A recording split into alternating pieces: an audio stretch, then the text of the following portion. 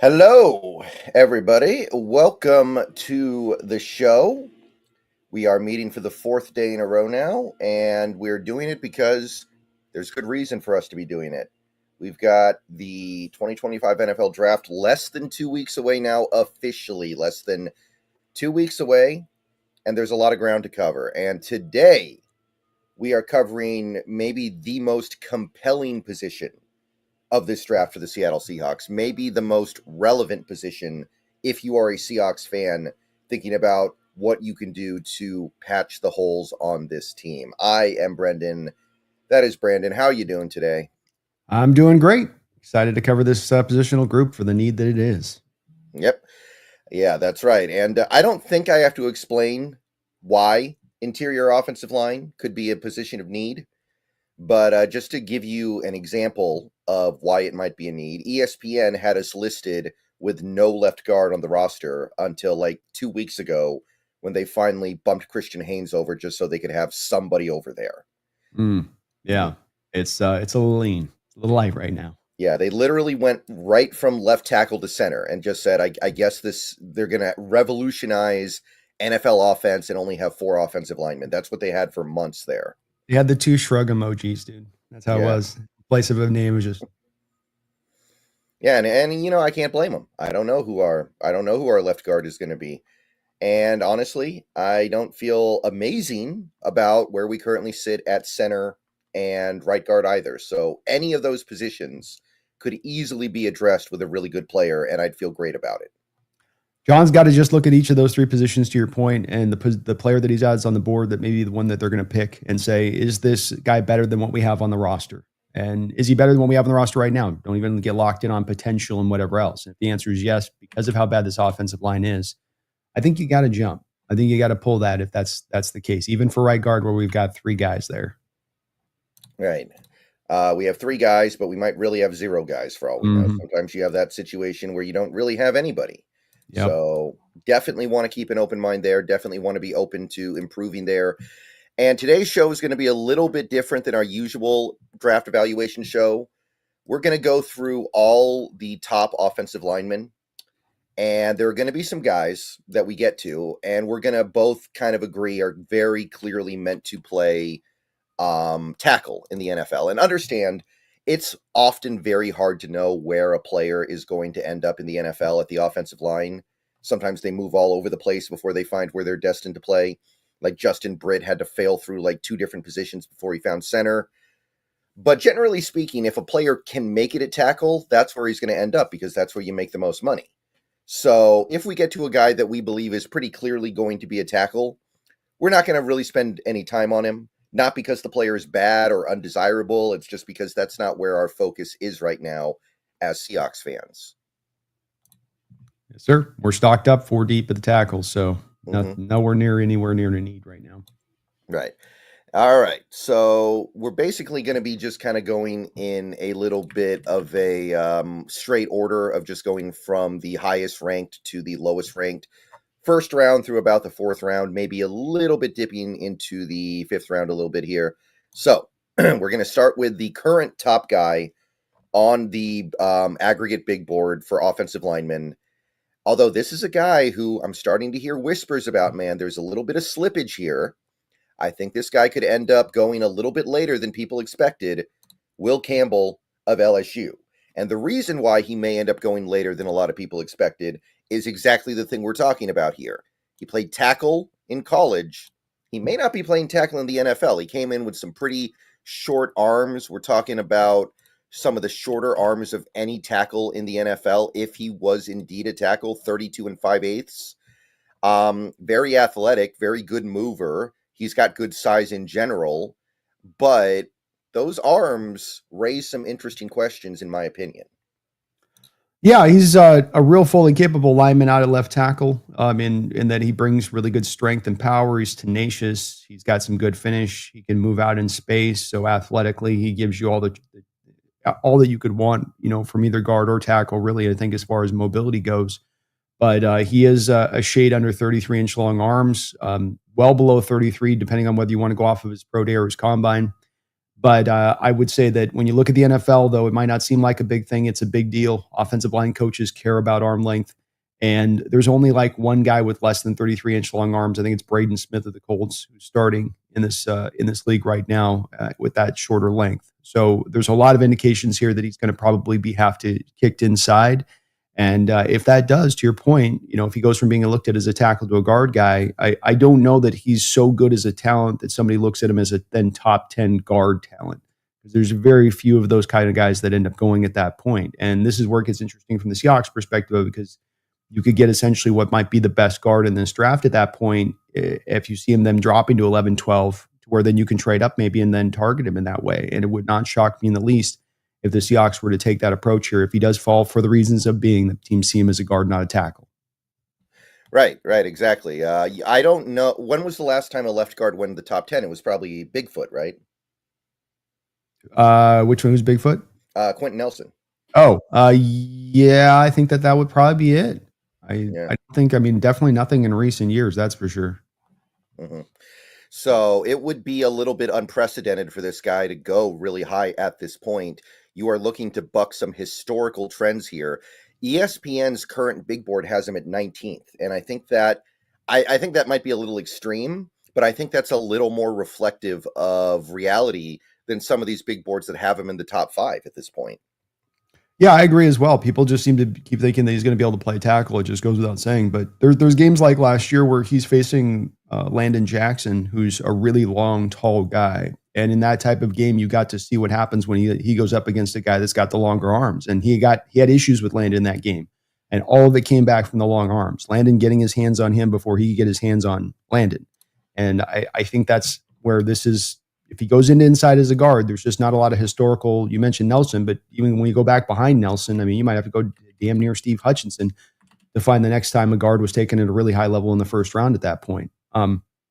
So it's hits to historical markers, and I think Seattle's going to be in a very interesting position if he's at 12, 13, and they've seen him dip that low. And absolutely a guy that I would love to see them move up to go and target there in the first round if they could. You come away with the best left guard in the draft. That's a hell of a start. Mm-hmm. Sorry. We got to take a quick detour here. The Seattle Seahawks just made a move, and I think it's notable enough that we actually pause the evaluations for just 1 second here. The Seahawks just re-signed Drew Lock. Like literally 1 minute ago announced the Seahawks just signed Drew Lock. I'm not kidding here.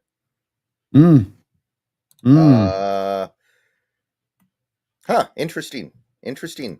Not really sure what to think about that. Quarterback's off the board, probably. I would say is my first reaction to that, is that you're not probably taking a quarterback, and that the team doesn't feel great about what they have in Sam Howell. Yeah, and I'm totally cool with not taking a quarterback, but I did not expect Drew Lock to end up back in Seattle. I got to be honest. Well, Sam Howell had a miserable level of play last year, and some people can maybe say that it's a beside, he's in the wrong offense or Grubb didn't work with him enough. But I saw it in person in training camp, and I was warning you about it, and then we got to that Green Bay game where you got to see why I was warning you about it. As far as what I'd seen from him in camp, and like, Brendan, I'm telling you, man, this is bad.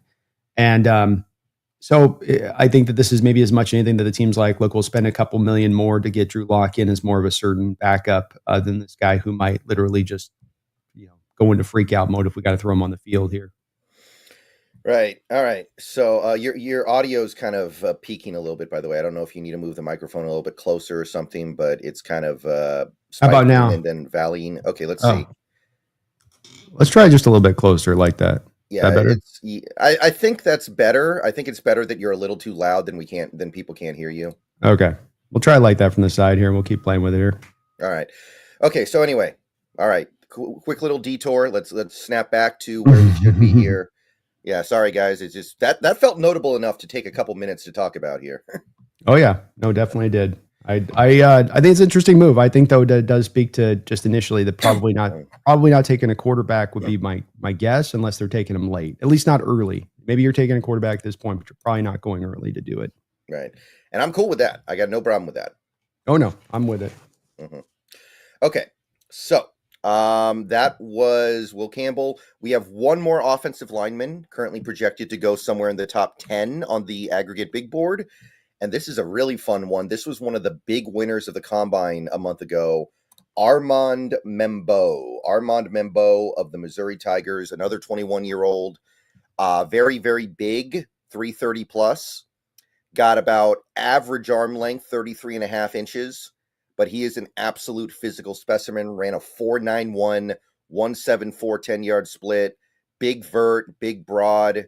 He made himself some big-time money, and I believe he is pretty firmly in that top 10 range right now as a player. But is he going to be a tackle? Is he going to be a guard? It's not 100% clear yet. Yeah, I think he has solidified himself as a guard at this point, or as a tackle at this point, and I think that he's going to be the highest taken tackle in this draft when it's all said and done. He's really young. He's got great size and length. Him and Campbell, a couple of the tackles in this draft moved at real elite levels when you took their size and length into account. When they're just guys don't tend to move like this. Really young pup to at 20 years old. There's some raw stuff to him in his game, but that's something where you are going to expect it to come forward with him, I think, and that he's not a finished product by any measure at this point. So the raw goods are going to be just too good with him, I think, and beyond just being taken top 10, I think he goes top 6 at this point. Yeah, I do. And do you think he ends up at left or right? That's kind of my main question here. Ooh, well, he probably right tackle when it's all said and done. But they're going to probably try to float him out there at left, but I think that he's more kind of a power right tackle. I think I know some of these have kind of blended a little bit in recent years, but I think I would go with something like that. Mm-hmm. Yeah. So this is one of the guys who I would definitely say is kind of on the do not touch list for the Seahawks. There's no way he's there at 18. Not anymore. I don't think. No, not there. All right. So we're going to go on to our next guy here. This is another guy projected to go in the first round. Somewhat similar boat to Campbell in some ways, not quite as extreme, but it's Kelvin Banks, the left tackle from Texas. His arms are a little bit longer than Campbell, so he's got a better chance, but there have been questions I've seen raised. Is this guy a tackle or is this guy a guard? Because speed rushers kind of beat him up a little bit sometimes, I think. I think that his lateral pass rush slides are a little bit slow, and the speedier rushers out there can kind of get to him a little bit. So I'm not 100% convinced Kelvin Banks will end up on the outside in the NFL. What about you? I'm not as sure with it, but I think that it's likely that he'll have enough there to be able to land there. His arms weren't quite as short as Will Campbell's are. I think he probably is going to end up being a right tackle in the sport, but I think that there's still some left tackle availability. I also do feel like with this one that the second that Teron Armstead retired, this really did put Miami in the crosshairs for Banks going there at, I think it's 13 or so. If they don't go quarterback, I think they go with Banks. They have a big need at left tackle now. The guy can play a couple positions for them. They've needed some help on offensive line to get a little bit more protection there for Tua for a while now. So I could see Banks being the guy that they like a lot there, and a guy that was fighting through some injuries this past year. Still had a really good year. A former real high level, recruit and coming out. If he comes to Seattle and he lands at our spot, don't get me wrong, Brendan, I'd love him because I think he absolutely can kick into left guard and be really good in there. But I think that's that scarcity thing with the tackle position and teams being so needy that he's just one of those guys that's kind of so good with such a good pedigree and what he's bringing that it's enough, I think, to solidify him into being a tackle.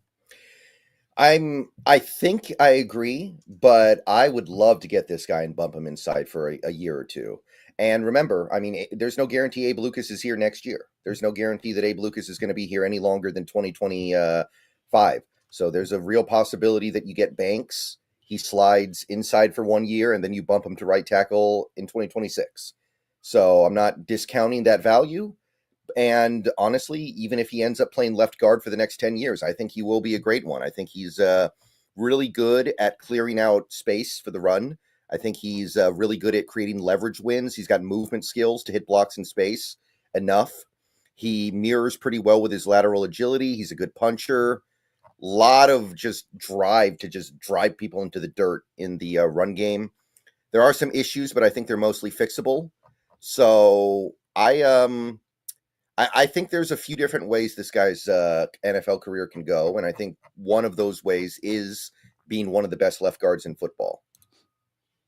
I can certainly see it. I saw the same thing with the strong punch and just gets after it with guys. You love that about him. And he's got everything from an ideal standpoint, even the arm, 33.5-inch arms, so almost an inch longer than a Will Campbell. Mm-hmm. He's got to do a lot of guessing on the outside at times to me. But then some of that I wondered is how much of that was the ankle injury kind of holding him up a little bit to where he's kind of guessing on the edge rush. You're going to try to steal the edge on me fast. You're going to try to counter me inside. He's trying to sort of guess at times watching the Texas tape about where guys go. And that part, as much as anything, had me thinking that maybe the inside is where, he kicks into. And I think it's very well has a decent chance to be his best position. But NFL teams have so much of a drive to want these kind of players out at tackle. And I think a team's going to try to draw him out there. Doesn't mean that eventually the best position isn't going to maybe be guard when it's all said and done. Yeah, I tend to agree. But I think there is at least a little bit of a crack opening here with a guy like Banks, because it's not like his arms are long. They're long enough.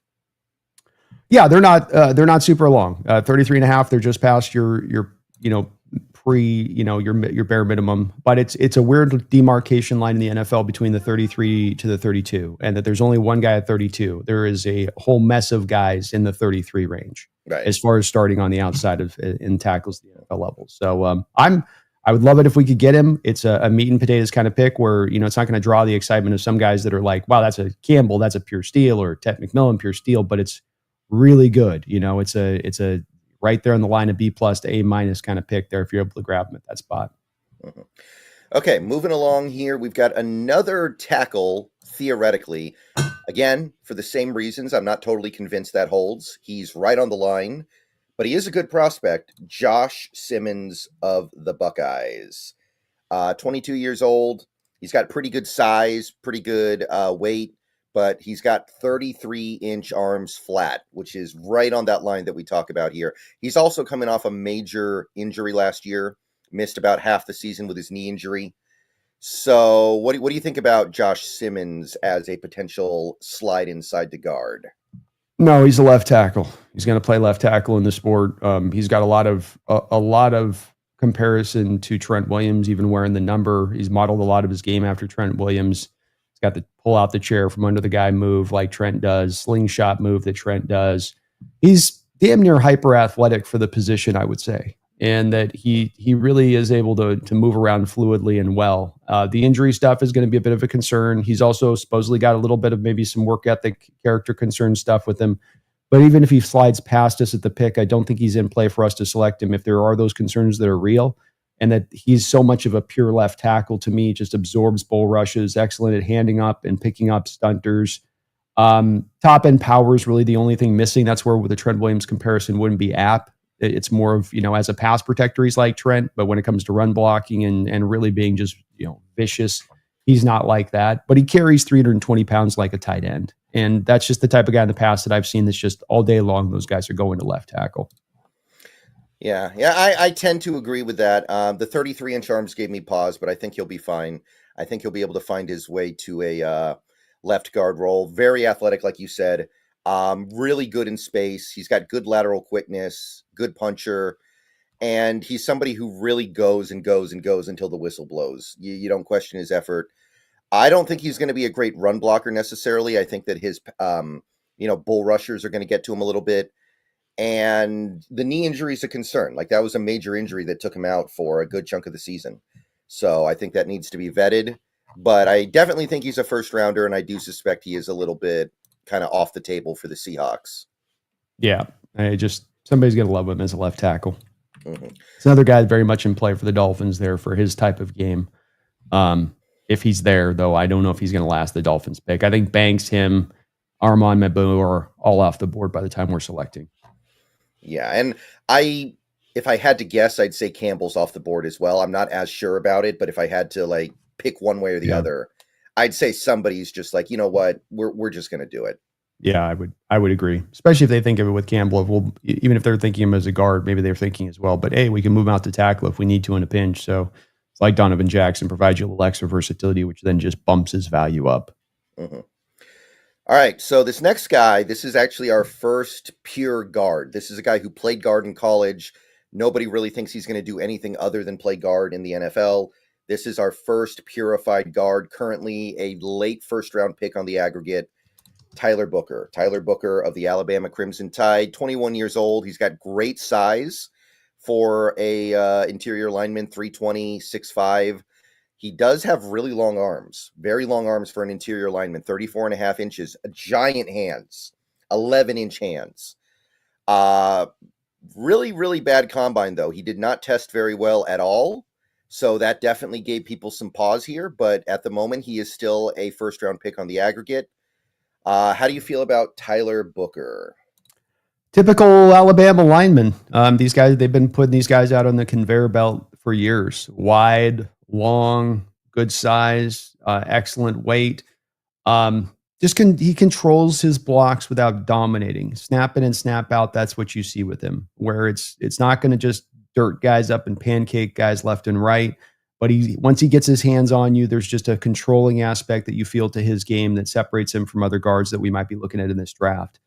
He sets an excellent anchor in pass pro, shoots his hands, taking maximum advantage of that length. So he has the long arms and he knows how to use it. Some guys don't know how to use it, that they negate that arm length really quickly, getting into guys' chests. He doesn't do that. He gets you always at a distance from him, always keeping you out. And that's part of that control aspect that he brings. He gets movement in the run game. Again, not a soul taker, but he's going to get pushed backwards on initial contact. Not the most athletic, but he is comfortable moving in space. And if he does get his hands on smaller guys, he's going to throw them around. He's a better pass blocker than a run blocker. No sacks given up in 2024. And then over 1,000 snaps in his career, he's only given up 2 sacks in total. So it's very hard to get around this guy. He's still, as we currently stand right now, as we're talking, Brendan, he is 20 years old. The kid is turning 21 tomorrow. So a guy as well that's one of those real young pups. And you know how I feel about those kind of players when they're coming out. I love them. I really do trust those guys got some more increased upside than that guy that's 23, 24 years old. Mm-hmm. Yeah. So happy birthday to Tyler Booker. 21's a big one. 21's an important one. Don't go too crazy. You got to prep up, man. You got OTs are right around the corner. Right. So I do like him. I do appreciate him for sure. He's very hard to detach once he gets latched on. That's kind of the thing with the big hands, right? When you can just get on somebody and latch on, good luck. Good luck getting off. Yeah. He's cerebral. Like when you throw a twist or a stunt at him, he seems to have a good understanding of where he has to go and who he has to block. He has a good grasp of the little nuances of body positioning. And on a fundamental level, he's sound in space. It's like Oluwatimi, right? Who spent his whole career playing in zone blocking schemes. He tested really poorly. So you kind of have to weigh those two things, right? On the one hand, immobile. On the other hand, he showed you he could do it on the tape for years. And you have to kind of balance those things out in your head and figure out, okay, what do I trust? What do I believe in? And I think the answer is not always going to be black and white. There's a lot of gray area in there where maybe this guy won't be as good of an zone blocking offensive lineman as, Mason Kelsey, somebody who can really move, but he can do it. And I'm not overly worried about it at this point.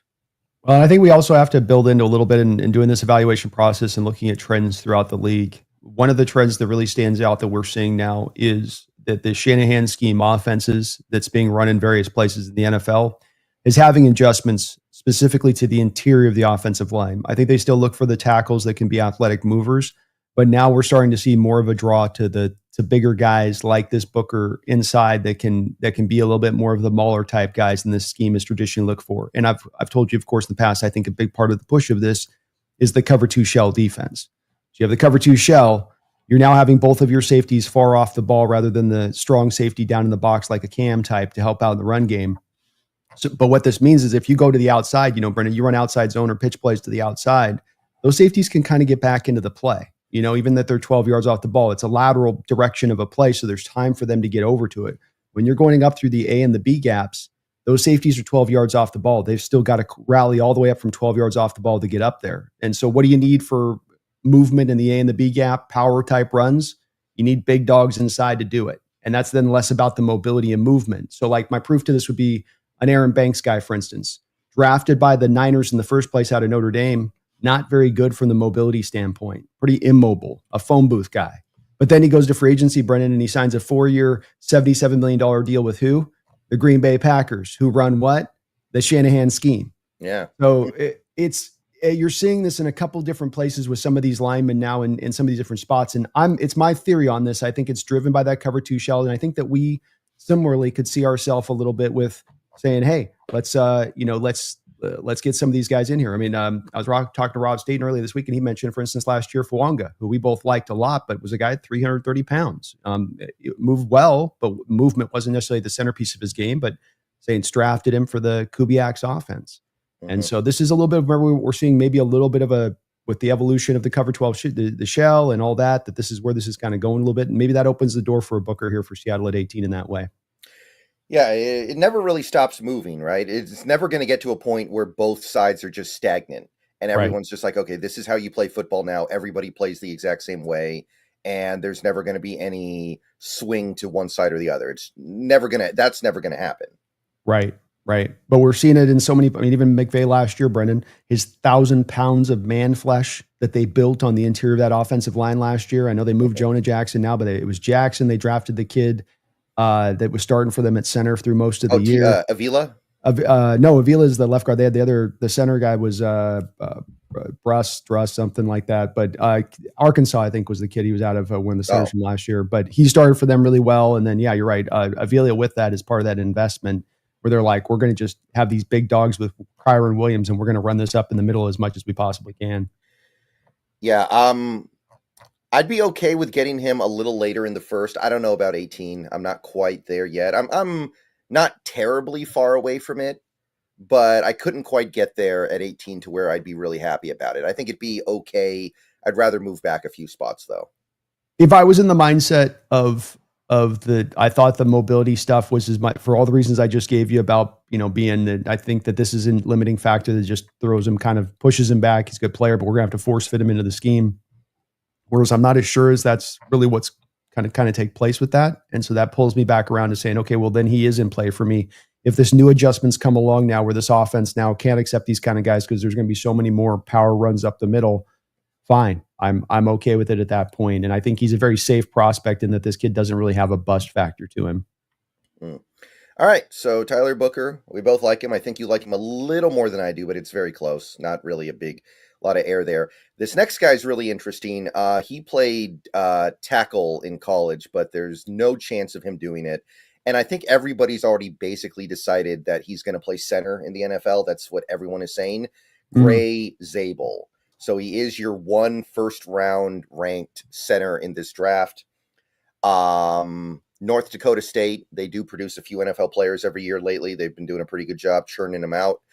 6'6", he would be one of the tallest interior linemen of all time. He would be a real aberration at center. You will not find very many 6'6" centers. 312 pounds, 32-inch arms, really athletic. He jumped out the building at the combine, 36.5 inches, 9'3" broad. So there's some real athleticism here. And as of right now, he is 30th on the aggregate big board. What do you? I'm sorry, 28th actually now, 28th. So what do you think of Gray Zable? Good player, and is Mike sounding a little bit better, by the way? Just checking. I think so. Okay, cool. He's a big man, big proportion, huge oven mitt hands. He is, I think, a tackle that's got to go to inside because there's just some issues with him that you see even at smaller school there with him on the outside. But basically, he just got away with in college with being bigger and stronger than everyone else, longer than everyone else that he was dealing with on the outside. His feet in particular are just not light enough to handle edge rushers. He's just too reliant on his long arms and hand strikes and grip strength. This is partially why he's one of the few prospects you can see how the transition inside will be easy. We've talked about a lot of these guys at times, and I've said, man, there's times where I really struggle to know this guy tackle-wise can go play guard. Do I see the hip sink? Does he got the leverage wins that he can get in there, especially playing tackle where those guys can tend to play a little high? He does that stuff. There's good sink to his hips, the hand strike accuracy. Even though he's a little taller, I think he's going to be able to handle that kick inside really well. Mauling power. He's a finisher, smooth and comfortable working in place. His hands do get a little bit wild at the edge of the arc. Another reason to move him off tackle, where just he's got to really climb to meet those guys at the arc, and his hands get wild and all over the place. But I think he's a very safe prospect to being kicked inside. I've thought he's this year's Graham Barton, the guy that last year came out of, I think it was Duke, I want to say, the guy played left tackle himself, got kicked into center there with Buccaneers, had a really solid opening year. He's going to be a stalwart there for the Buccaneers, I think, going in the future on that offensive line. And I can see something similar as Zable. I do have more of a early second than first, but I wouldn't be pissed if you traded back in the first. I would be a little bit like 18 is a little rich for him at that spot, don't you think? Yeah, I docked him to the mid-second because I'm a little concerned about his ability to pass protect. But I think he's going to be a mauler in the run game. I do think he's going to be able to hack it at center. I think he's got enough strength to really anchor down and eat up bull rushers as well. I think he played like 5 different positions on the North Dakota State offensive line. Not that that's going to all translate, but the experience is not going to hurt him. It's going to help him. He's got leg drive to open up run lanes, really good at going from target to target in space. Loads of reps in college. I think he's a smart player as well. I just think he's going to be a little bit of a penalty magnet. That's one concern I have with Zable. I think he's going to draw a lot of penalties. And I do think that he is, some of his fundamentals need to be worked on. And he's already 23. There isn't as much room for him to improve as there is with some of these other guys. But I ended up putting him in the mid-second round because I'm not 100% convinced about his pass protection. But at the same time, that's kind of mitigated if he moves to center. So I could go with that back of the first round type thing as well. I don't want him at 18. That would kind of not sit super well with me. Yeah, no, I think you definitely could move back and still get him to 25, even if you're getting back marginal returns on the trade back at that point. Better route to go, I think, than jumping there with him. But I think he'll be a pretty good player in this league. You got to do a little bit of the projection with him there, but we've had some good offensive linemen coming out of Dakota recently. So yeah, didn't they have what was his name, Rourke or Cody Mock last year? Was that them? Yeah, you had Cody Mock, and they had Dylan Radins, I think was a second rounder a couple of years ago as well. So they've had a few linemen they've been able to push through. All right, so this next guy kind of dances back and forth between back end of the first and top end of the second. I think he'll end up being a first round pick. That's my guess. I think he'll be a very late first round pick. The Chiefs, I think, would love to have this guy if this is the path they decide to go. It's Josh Conerly Jr. of Oregon. Now, he's another guy kind of on that line. He might play tackle. I think there's a little bit of room for him to slip over to guard. I'm not so sure. So, I guess I'll just ask that question first, because depending on your answer, we might just kind of blow past him. Do you think he's a tackle or do you think he's a guard? I think he's going to be a tackle at the next level. I think you're right to mention a team like the Chiefs because he's looked at as a late first round guy. Chiefs have a big major need at tackle and guard as it stands right now. They probably grab this guy and go, well, if he doesn't work at tackle, we can put him into our left guard. I do think, though, that he's going to work as a left tackle. There is some worry with him on the twitchy guys who can really get quick, and his hands, he's a little bit like Zable, where he's got the panic on the hands where they just start going all over the place when guys get the edge on him. So you do see that. But he's got enough quickness to him, I think, and he's such a well-rounded tackle all around where I don't know that he's got a gaping hole in his game outside of just sometimes those real twitchy guys can give him some issue. And even then, maybe just kick him to right tackle and you can mitigate some of that stuff. He just gets the job done. And I think that's going to, for a team like the Chiefs that are that they like these kind of tackles, I think like this, that aren't necessarily got to be the pure dominators, just get the job done, be technically sound, don't have some insanely limiting part to your game that prevents us from running our offense in full the way we want to run it. I think you're right on, man. I just think it makes too much sense for where he's due to go in this draft and where they're sitting. Right. Yeah, I had in my notes, I think he gives up his inside shoulder a lot by over sliding to meet speed. He's worried about that speed, man. Yeah, he's super concerned about it. It's, and it is worth mentioning because that is something that might eventually get him. If he gets kicked into guard, that'll be the thing that kicks him into guard. Right. So, but I think he's a good mover. I think he's got a cerebral understanding of football. He's got good punches. His pass rush sets are pretty clean unless he's facing super good speed. And I think he'll have outside-inside flexibility, but I do agree that if he can play tackle, that's where he will play. Especially, too, if he goes to a Chiefs team that's going to probably pass the ball more than they're going to run. It's not as much on him having to be in like a run heavy system. Like that'd be kind of his ideal to go to. If you go to a spread team, a team like they're not in play now, but like a Washington team would have been the team I would have looked at for him too. But they obviously got their tackle now, so they're fine. Right. Okay, so now we're kind of down to guys who are pretty clearly projected to be second-round picks. Doesn't mean they will be, but I suspect that they will for the most part. Let's lead off with another kind of pure guard. This guy played guard in college. This guy looks like a guard, and pretty much everybody talks about him as a guard. It's Donovan Jackson of the Ohio State Buckeyes. So this guy, he's got pretty good size, pretty good weight.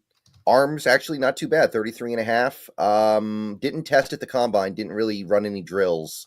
What's your take on Donovan Jackson? Yeah, very incredibly impressive final year of college. Maybe as impressive as any offensive lineman we're going to be looking at this draft. As he was coming into it already looked at as a prospect, but then what he did this year, I think, really, really stood out.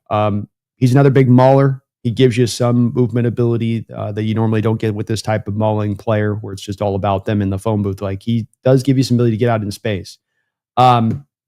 Great size, incredible length. Just tough to get around with the size and length side. You like that the guards initially. Just be wide, be long, just be hard without getting to technique and where you hit with your hands. You're just tough as a human being to get around. That's always a good place to start out. I love his hand strikes. He's dead center around the chest every time he lands it. It's inside. These are the things that keep you from being called on penalties. And when you look at him, very rarely called for penalties in his college career. The real impressive part about him this last year, of course, was Josh Simmons going down very early on in the season, and this guy having to play 9 games at left tackle, and not only playing left tackle and holding on for dear life, but out there performing really well out there. And you had some slight concerns with him on the movement mobility stuff. Then you see him out there doing the left tackle stuff, and you go and doing it well, and you go, okay, mobility, check.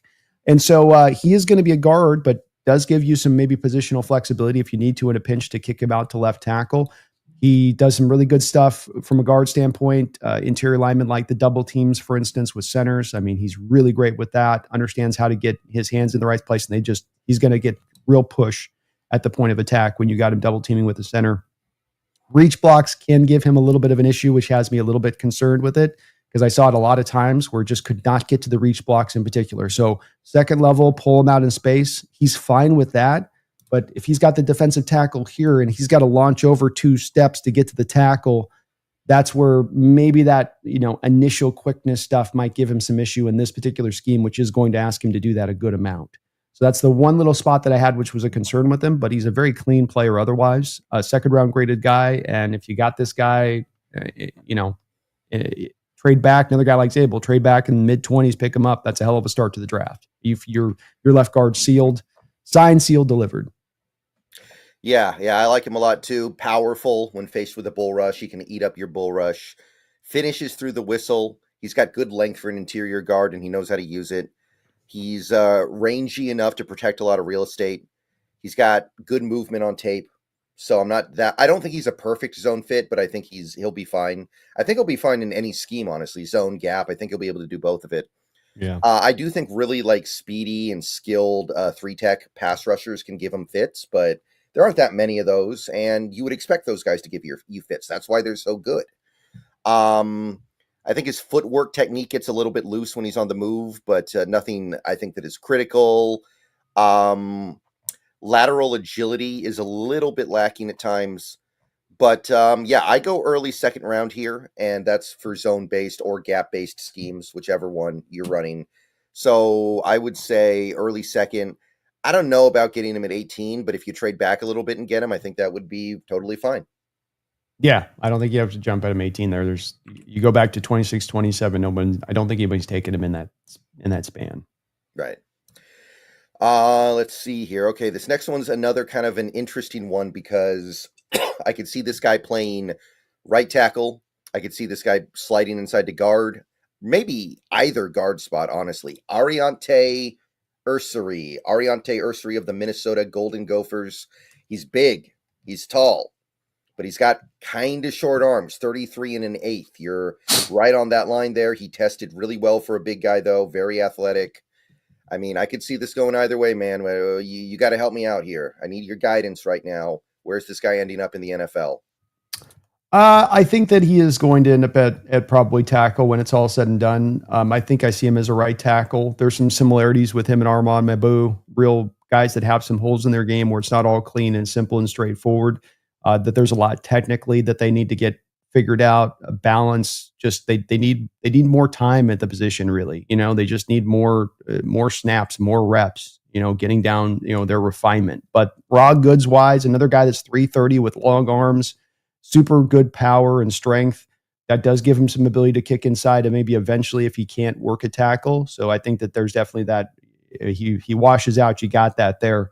But he's so tempting from the size dimensional standpoint. And the really good reps are dominant reps where he just grounds guys up and toasts them out.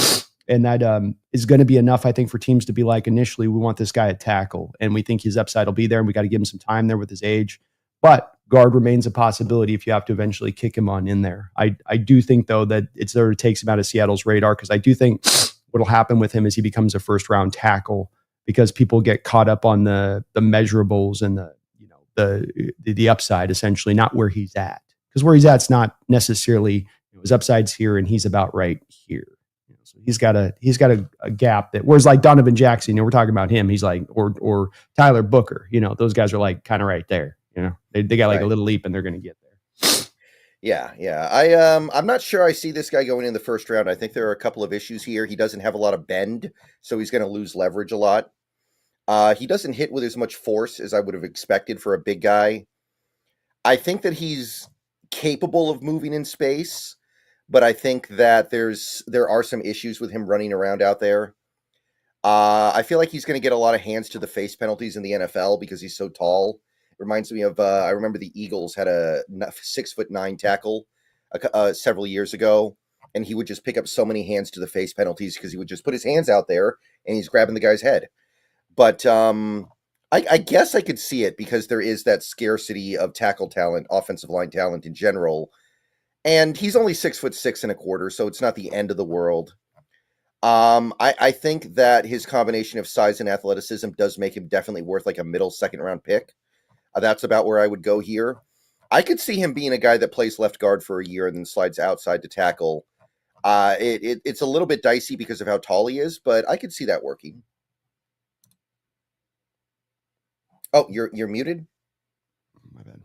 I just think guys are going to look at him at 6'6", 331, moving the way he did at the combine, running a sub 5 flat 40, a great 10-yard split, good testing times around that on the other side of it. And I think that it's going to be teams caught up on the ceiling of him, Brendan, more than it is on the floor. I don't push back on any of the stuff that you mentioned about his game that are kind of limiting factors right now, but I don't even think any of those limiting factors are permanent limiting factors.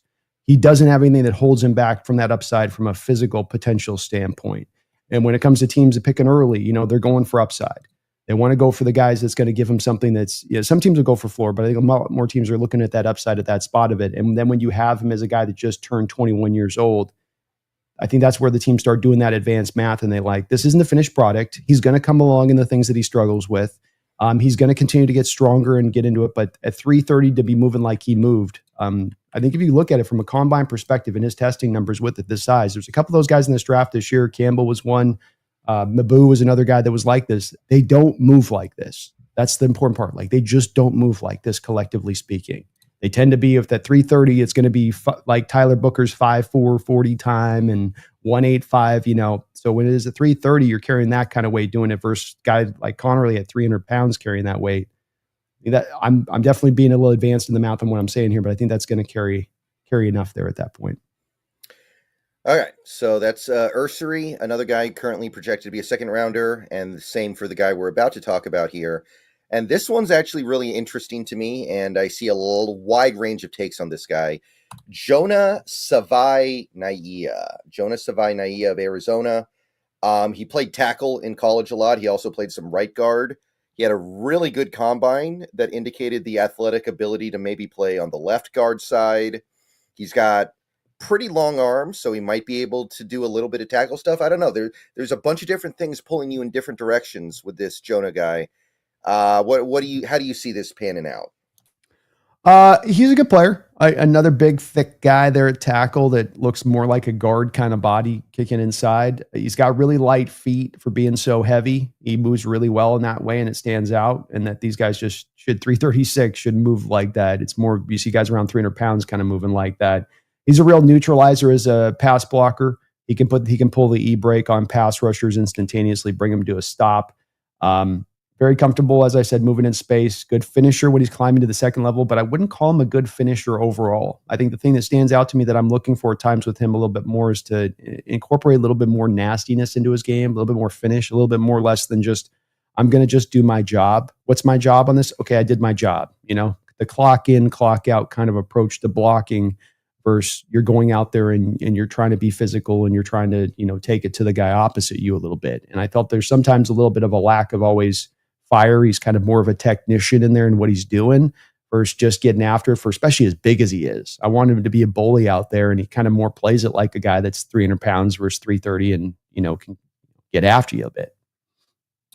Yeah, I like him more than most, I think. He's got great athletic traits that make me feel like he's going to be able to succeed in a few different areas. He's really hard to get around because he's so wide. It's really hard to circumvent him as a pass rusher. Skilled hand fighter, has some raw strength, shown the ability to move in space. Like, I would look at this guy as potentially a left guard, honestly. That's kind of where I am with him. I know a lot of people don't agree. A lot of people think he's a right guard, which would change the evaluation dramatically. And I get that, but I could see this guy playing on the left side. He's got some stuff to work on, like leverage. He needs to learn how to sink his hips. He's not very good handling twists and stunts, which is going to be a problem in this division. But I think he's immensely talented. So I would, I honestly kind of like him a little bit more than I do even a guy like Booker or Zable. Like, I actually really like this guy, and I'm on a little bit of an island here, but he's one of my guys.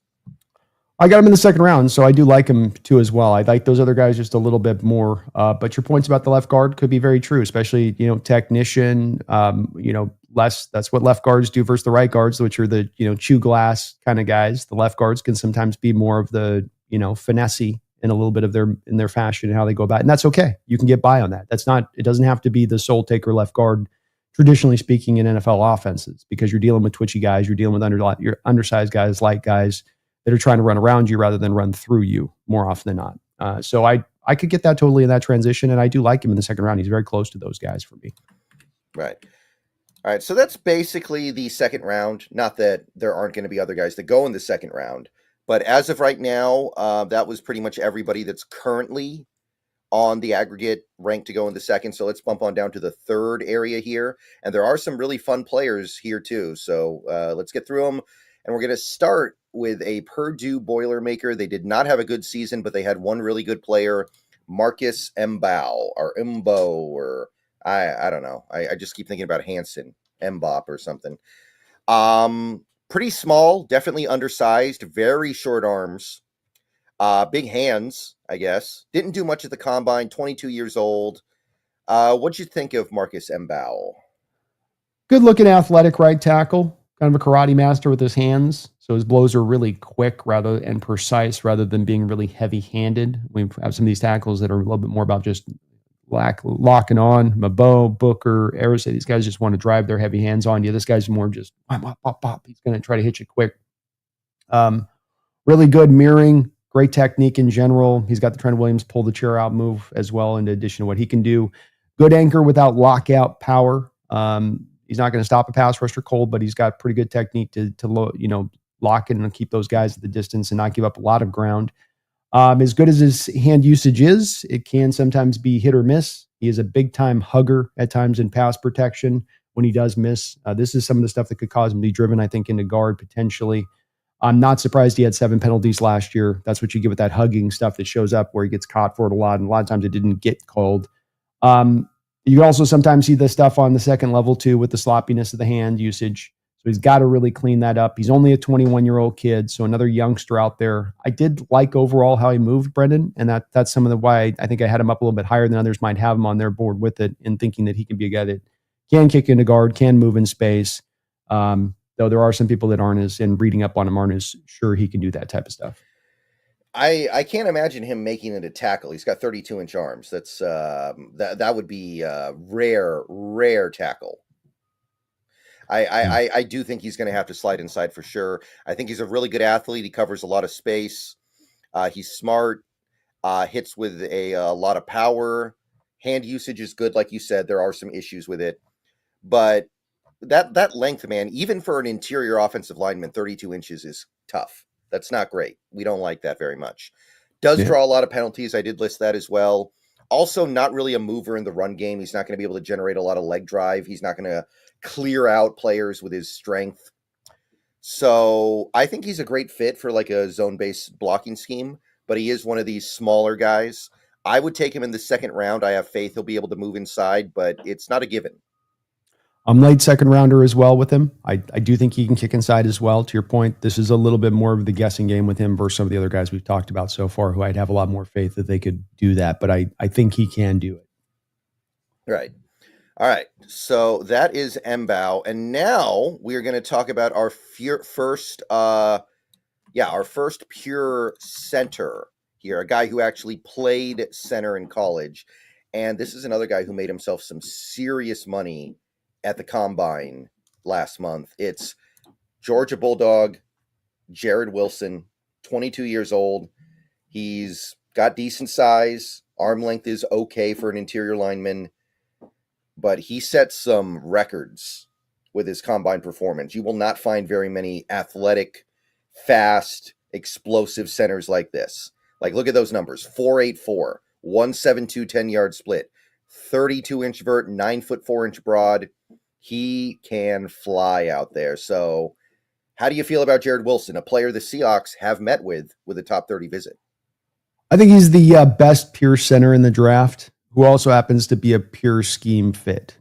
And that definitely, I think, brings him to the target of being right there with the Hawks, as being in the second round range, a guy that maybe they trade up into the second round if they're worried about him being plucked, because the center class dropped so far off kind of a cliff for the most part after him. Let's just take Zable out of the mix of this for a second. Just purely the center class outside of him, it's a long drop off to the rest of the guys. And especially being that scheme fit on top of being a good player, you can almost take the interior three of the Georgia offensive line this past year, put him in our Seahawks team, and our line would be better for it if you did. Both quick for the position and fast. So gets off the ball lightning quick, but then you have him pull in space, and he's going to pull in space and be fast 10, 15 steps down the football field, getting to the second level on guys. He's got an ideal kind of build at that 6'3", 310 spot where he's not a tiny guy like your Joey Hunt's, too undersized. He's going to win the leverage, but just doesn't have enough meat on the bones to make it happen. He's got that, but he's also not too tall to where he can't win that leverage stuff that you've got to win from the inside, at that spot. So just perfectly kind of built.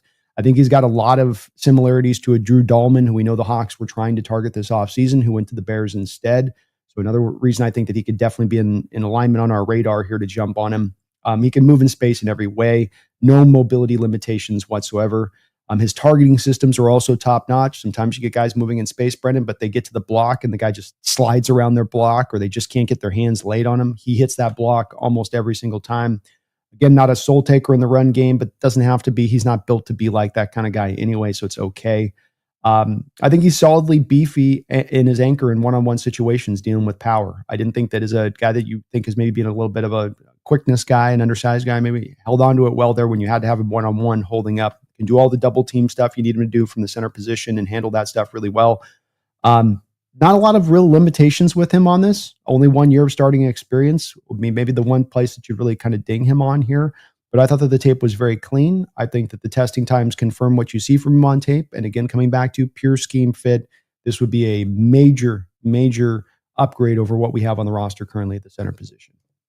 Yeah, definitely. I really like this guy. The way he's ascending, you may end up having to spend a second round pick on him, and I'd be fine with that. Like, I think he's going to be really good. I know he's not strong, but I like the way he uses fundamentals and technique to maximize the strength he has. He will get bull rush sometimes, but you know what? You shouldn't have your center blocking big defensive tackles one-on-one anyway. That's not how this works. So I think he's great. I love him. I would put a late second round grade on him. And if you can actually get him in the third round, which is where he's currently projected on the aggregate, I think that would be a A+ pick. That would be a home run. I'd consider it a steal at that point if you grab him late third round. I do go more middle second for him. I just think he's really a pretty safe pick too, on top of just being such a fit. But hell of a player. I would love to be able to add this guy to the team. Yeah, I'm a big fan. I'm a sucker for these guys in general, though. So take that with a grain of salt. I like these super athletic linemen, guys who have no business moving this well, but somehow find a way to. I do too, man. Like you said, they're very rare to find them this good. And we had a lot of good movers in space tackle position this year that stood out, but especially at center, you don't get guys like this. Could be the next Jason Kelce. Like Kelce probably had similar testing scores to this. Bigger than Kelce. Longer arms, bigger body, heavier weight than Kelce. Kelce's kind of a 290 guy coming out, so right. Maybe your modern day Kelce. Okay. Let's stay with the same team. How about that? Let's stay with the same Georgia Bulldogs and talk about Tate Rattlage. Tate Rattlage, 24, big, tall. He's very lean, 6'6.5", 308 pounds. Pretty short arms, big hands. Tested great. Sub 540, 172 10-yard split, big jumps. 3-cone was really good. So he's a phenomenal athlete. What do you think about Tate Rattlage? And we're talking about him as a right guard, but I think there's a possibility he ends up playing somewhere else in the NFL. So we can talk about that too. Yeah, I think he's probably more right guard to me, as he's kind of traditional, other than the mobility stuff is not traditional, and he's really a good mover in space. He was at 308 at the combine, Brendan. He plays 320 on films. That's where, he dropped 15 pounds so he could test better. But he's a 320, 325 guy when he's up on tape. At the forefront, Tate Rattlage is a monster-sized right guard who can move in space, and he brings bad intentions off the blocks. You want your linemen to take souls, to finish men into the dirt, to play to the echo of the whistle. That is this guy. He is a pure soul snatcher for the position, big and powerful and knows it, comes off the ball. And I don't know if there's a better guard in this draft with the instant knockback power in the run game, especially. On first contact, over and over again on the tape, you see the defensive lineman just go backwards. So many other college guards that we watch on tape this year, Brendan, it's just, you essentially see them getting knocked back, or there's a stalemate. There's very rare that you get the drive of boom, boom, that guy's going backwards. Booker's another guy like this. So it's a very notable skill to have, in that he brings it. Gets real, true, significant movement in the run game, as good as a pass protector, I would say, as well. In fact, he might be even a better pass protector than a run blocker. You're not going to overpower this guy. You're just not going to do it. And then he's got enough lateral ability to handle the quicker foe. But part of where I think, too, is I like him more right guard is because he's so well suited to deal with that power in there. And then you don't have to put him on twitchy guys, which I really don't want to have to do. I think that there's very little reason not to see him as a great fit here for Seattle. As in the second round, I like him in that way. I think he's a very straightforward, easy evaluation on tape. I think the one thing that could cause him to be dinged and drop down a little bit, and watching so many of his games, Brendan, and I've watched a lot of his games, the guy doesn't finish a lot of games. Comes out into him, he'll play through 2 quarters, and then you're into the third quarter, and they got a different right guard out there, and he's limping off the field for this or that. And this has been a problem for him for a couple of years now. It's not some major torn ACL. It's just there's always something dinged and pinged that he's fighting through. And that does concern me a little bit with him. But this is a ready-made day one starter, a significant upgrade over whatever you have at right guard right now. This would be the most talented right guard prospect you maybe have ever taken in Seattle Seahawks history, to put that in perspective. History. Right guard. Right guard. What do you got, Brendan? Well, try me. What do you got? Well, I do have an appreciation for Chris Gray. I don't know how good he was. Yeah, not on that level. He was a functional player for us, but Gray was, the fifth part of that offensive line. J.R. Sweezy was okay. Yeah, it's thin, man. It's thin. It's been a quiet position that we haven't gotten right through much of our history here. And trust me on this, it goes back to the 80s and 90s on this one. So it's one where we've never really dealt with it well. And this guy, to me, difference maker for the position if he can stay healthy. Mm-hmm. Yeah, I'm a fan as well. I put him in my second round. I think that he has the athletic profile to maybe play all 3 interior offensive line positions adequately. Good knockback, a lot of power, smart. Holds his blocks with his skilled big hands, good pushing up to the second level, lots of college experience. I'm a little worried about how tall he is. It's unnatural height for an interior lineman. He's a waist bender when he engages. He's one of these guys that when he's going into contact, he tends to bend at the waist, which is something that can leave you really susceptible to like a counter swim. Gotta clean that up a little bit. And the injury stuff is not great. I think he missed half of 2024 with the injury. But I'm still like mid second round on him. I'd love to get him at 50 or 52. I would too. I'd take the risk on him. I mean, it depends on what the medicals obviously say from Seahawks perspective on him. But if they're relatively clean and these are just sort of like he just had a year where he's a little bit snake bit, I have no issues jumping on him there in the second round myself. Mm-hmm. All right. This next guy, I think we can, unless you disagree, because I'm very confident this guy is going to be a right tackle in the NFL. But let me know if you disagree or not. Cameron Williams of the Texas Longhorns. Yeah, I did see him as more of a tackle. Yeah. Yeah, 34 and a half inch arms. He'll make it. Yeah, and good quickness out of his stance with the length. There's some whiffs on tape with him, but he's only another 21-year-old kid. I mean, the tapes, the dicey stuff on tape with it, you can clean up. He's got the raw goods there, I think, to stay out of tackle. Only 1 year starting experience. Some of these things you can see that'll ding him into more of the second round. But I think there'll be enough teams that do some math on that where they're like, okay, he'll be fine as a tackle, right tackle eventually. Yeah, super raw. Had 16 penalties last year. He had 4 penalties in a game. Like, there's some real problems here that need to be ironed out. Yeah, there is. It's not clean tape with him at all. And there's some risk with him on a bust factor side of it. But I think you're taking that swing for the tackle if you do grab him. Mm-hmm. All right. So next guy here, this is another guy who played tackle in college, but in my opinion, there's no chance that he makes it at tackle at the NFL.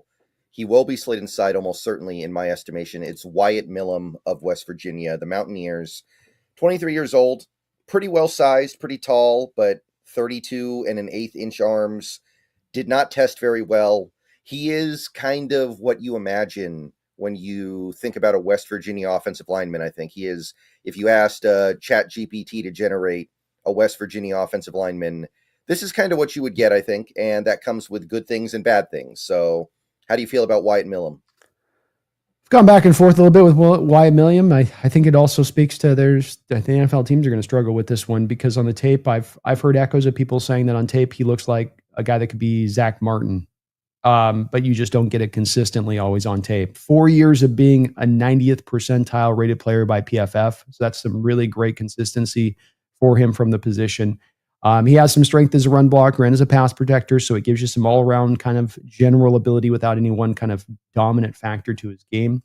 I think that his consensus projection to guard stems from him being susceptible to the really ugly rep, which in itself comes from limited lateral movement and shifting and change of direction when he's got to do that on the outside. I think that that's really where people go, oop, when it gets bad in there, it's so bad, he's going to have to go inside. He is a guesser from the left tackle position, a little bit like Kelvin Banks was, where he's trying to guess where the edge rusher is going prior to the snap because he doesn't trust his lateral ability. He can lock on impressively, and for the bad reps he gives you some very great reps to the other side. This is where the Zach Martin comparisons come in, where he can lock in and control you with his power and his strength, and he can move you around. His ankles are a little weak. He can tend to fall off of his feet a little too often for me at times, but solid strength, power, ability to drive people in the run game. A little bit better than just okay moving in space. I don't know if I'd go like plus mover in space, but he's all right. Right. Might be just, I don't know. I struggle with this one, Brennan. I begrudgingly gave him a second round grade, probably end up dipping him more to the third round. You got to hope you can kind of make it work with him at left guard a little bit and that he's not going to have the atrocious snaps littered in on the tape like they were with him at times. Yeah, this was the guy who had a really terrible Senior Bowl. He may have had the worst Senior Bowl of anybody. They put him at tackle. He looked terrible. So they slid him inside. He looked terrible there too. And coming out of that Senior Bowl, I think that a lot of people were like, maybe this guy doesn't fit in anywhere. You're touching on it there, like tweener, like pure tweener rather than like best of both worlds, pure tweener. Yeah, right. So I do like he understands leverage, even though he's really tall. He knows how to bend and get low. Hits with force. He's tough. He can anchor down well. He's got good punches. I do think he's pretty good at hitting moving targets. But he's not a great athlete. Pass blocking slides are slow. short arms. His sustain is not that great. Sometimes he does duck into contact and leave himself susceptible to a counter move. So, and again, it's West Virginia. They run the ball like more than any other team. So you're looking at his pass protection numbers, and they're amazing. He has not allowed a sack or a quarterback hit in 2 straight years. 0 sacks allowed, 0 hits allowed. But West Virginia runs the ball like 90% of the time, it feels like. So that's misleading, I think. I ended up bumping him down to the late third. I can't get into this one. I think this one's just going to be one of those guys who's good enough to hang with a college team that does nothing but run the ball. But you take him to that pro level, I think there's going to be a big smack in the face of reality. I needs to go like a Chargers team too, right? Somebody's going to equally have him just running the ball 24/7 as much as they can too, if he's going to be successful. But I'd agree with that assessment. I topped the third round, but again, I struggle with him as an assessment, and I don't feel comfortable at all with my outlook of him. I definitely struggle on this one to kind of get a read. Mm-hmm. All right, another third round projection here. This is another guy who I think is going to be a tackle because he had the good long arm length at the combine. Charles Grant, the William and Mary guy, the small school guy that people are really getting into. I think he's a tackle. Do you how do you feel about it? I have no access to William and Mary tape, so Join this the club. one. Yeah, what I know about him is that him and Charles Lunt were the best outside zone blocking tackles grade wise. They did the best in the college football in that realm. So I would probably guess he's going to go to probably a zone based team needing a right tackle would be my guess on this, but it's a little bit of a question, but I just couldn't find any tape. What I've seen of him, I like a lot. I'll say that, and it's not a lot. I have limited information to go on here, as we all do. Do you ever call them Bill and Mary? You know, it's William and Mary. Do you ever go just Bill and Mary? Do you think people would know what you're talking about if you say Bill and Mary? I don't know. I don't know if there's not people that know William and Mary. Yeah, but I actually, based on the information I have, wouldn't even hate him in the late second as a tackle, but we don't need a tackle, so whatever. It's Bill and Mare. Bill and Mare. Okay. Another tackle here. I think this guy could go one way or the other, though. Emory Jones Jr. of LSU. Very disappointing season in 2024. Really slipped down the boards. Before the season started, he was a projected first-round pick. Now he's like late third. Good size, good arm length, big hands, but just didn't play that well in 2024, man. What say you? I call him this year's Tyler Guyton. I don't think he's going to be taken as high as Tyler Guyton was by the Cowboys last year, but just essentially I know we've got some raw good guys in this draft, like an RSA, for instance, where you're like, well, the tools are great, but just really raw. This guy might be as much the poster child as anyone in the draft on this side. He can sink his hips for being 6'5" at his size, good low base, comfortable moving in space, has obvious bounce in his legs that linemen you don't typically see have, even for tackles. When he run blocks, he delivers impactful strikes with his hands, at least getting some initial pushback, even marginally. The bad comes in the form of sustaining his blocks, keeping his feet, and an odd tendency to try and pike guys in pass pro, where he's kind of trying to pike guys in pass pro. So he's got this weird thing where he lowers his head and then drives his head into the chest of guys at times, which is just a little weird. He's kind of like trying to fire it forward. So it's just super sloppy with him in pass pro. But there's no doubting the power, good length, and can move and all that other stuff. But you have as much to clean up on this guy's game as any guy in this draft, and a guy that could need to be kicked into guard for those struggles in pass protection. Yeah, I think he may end up sliding inside as well. He looks like a tackle. He moves. He's got tackle traits, but I don't know if it's actually a tackle. I like his lateral slides. He can work well in space. I think his hands are skilled, but pretty poor run blocker.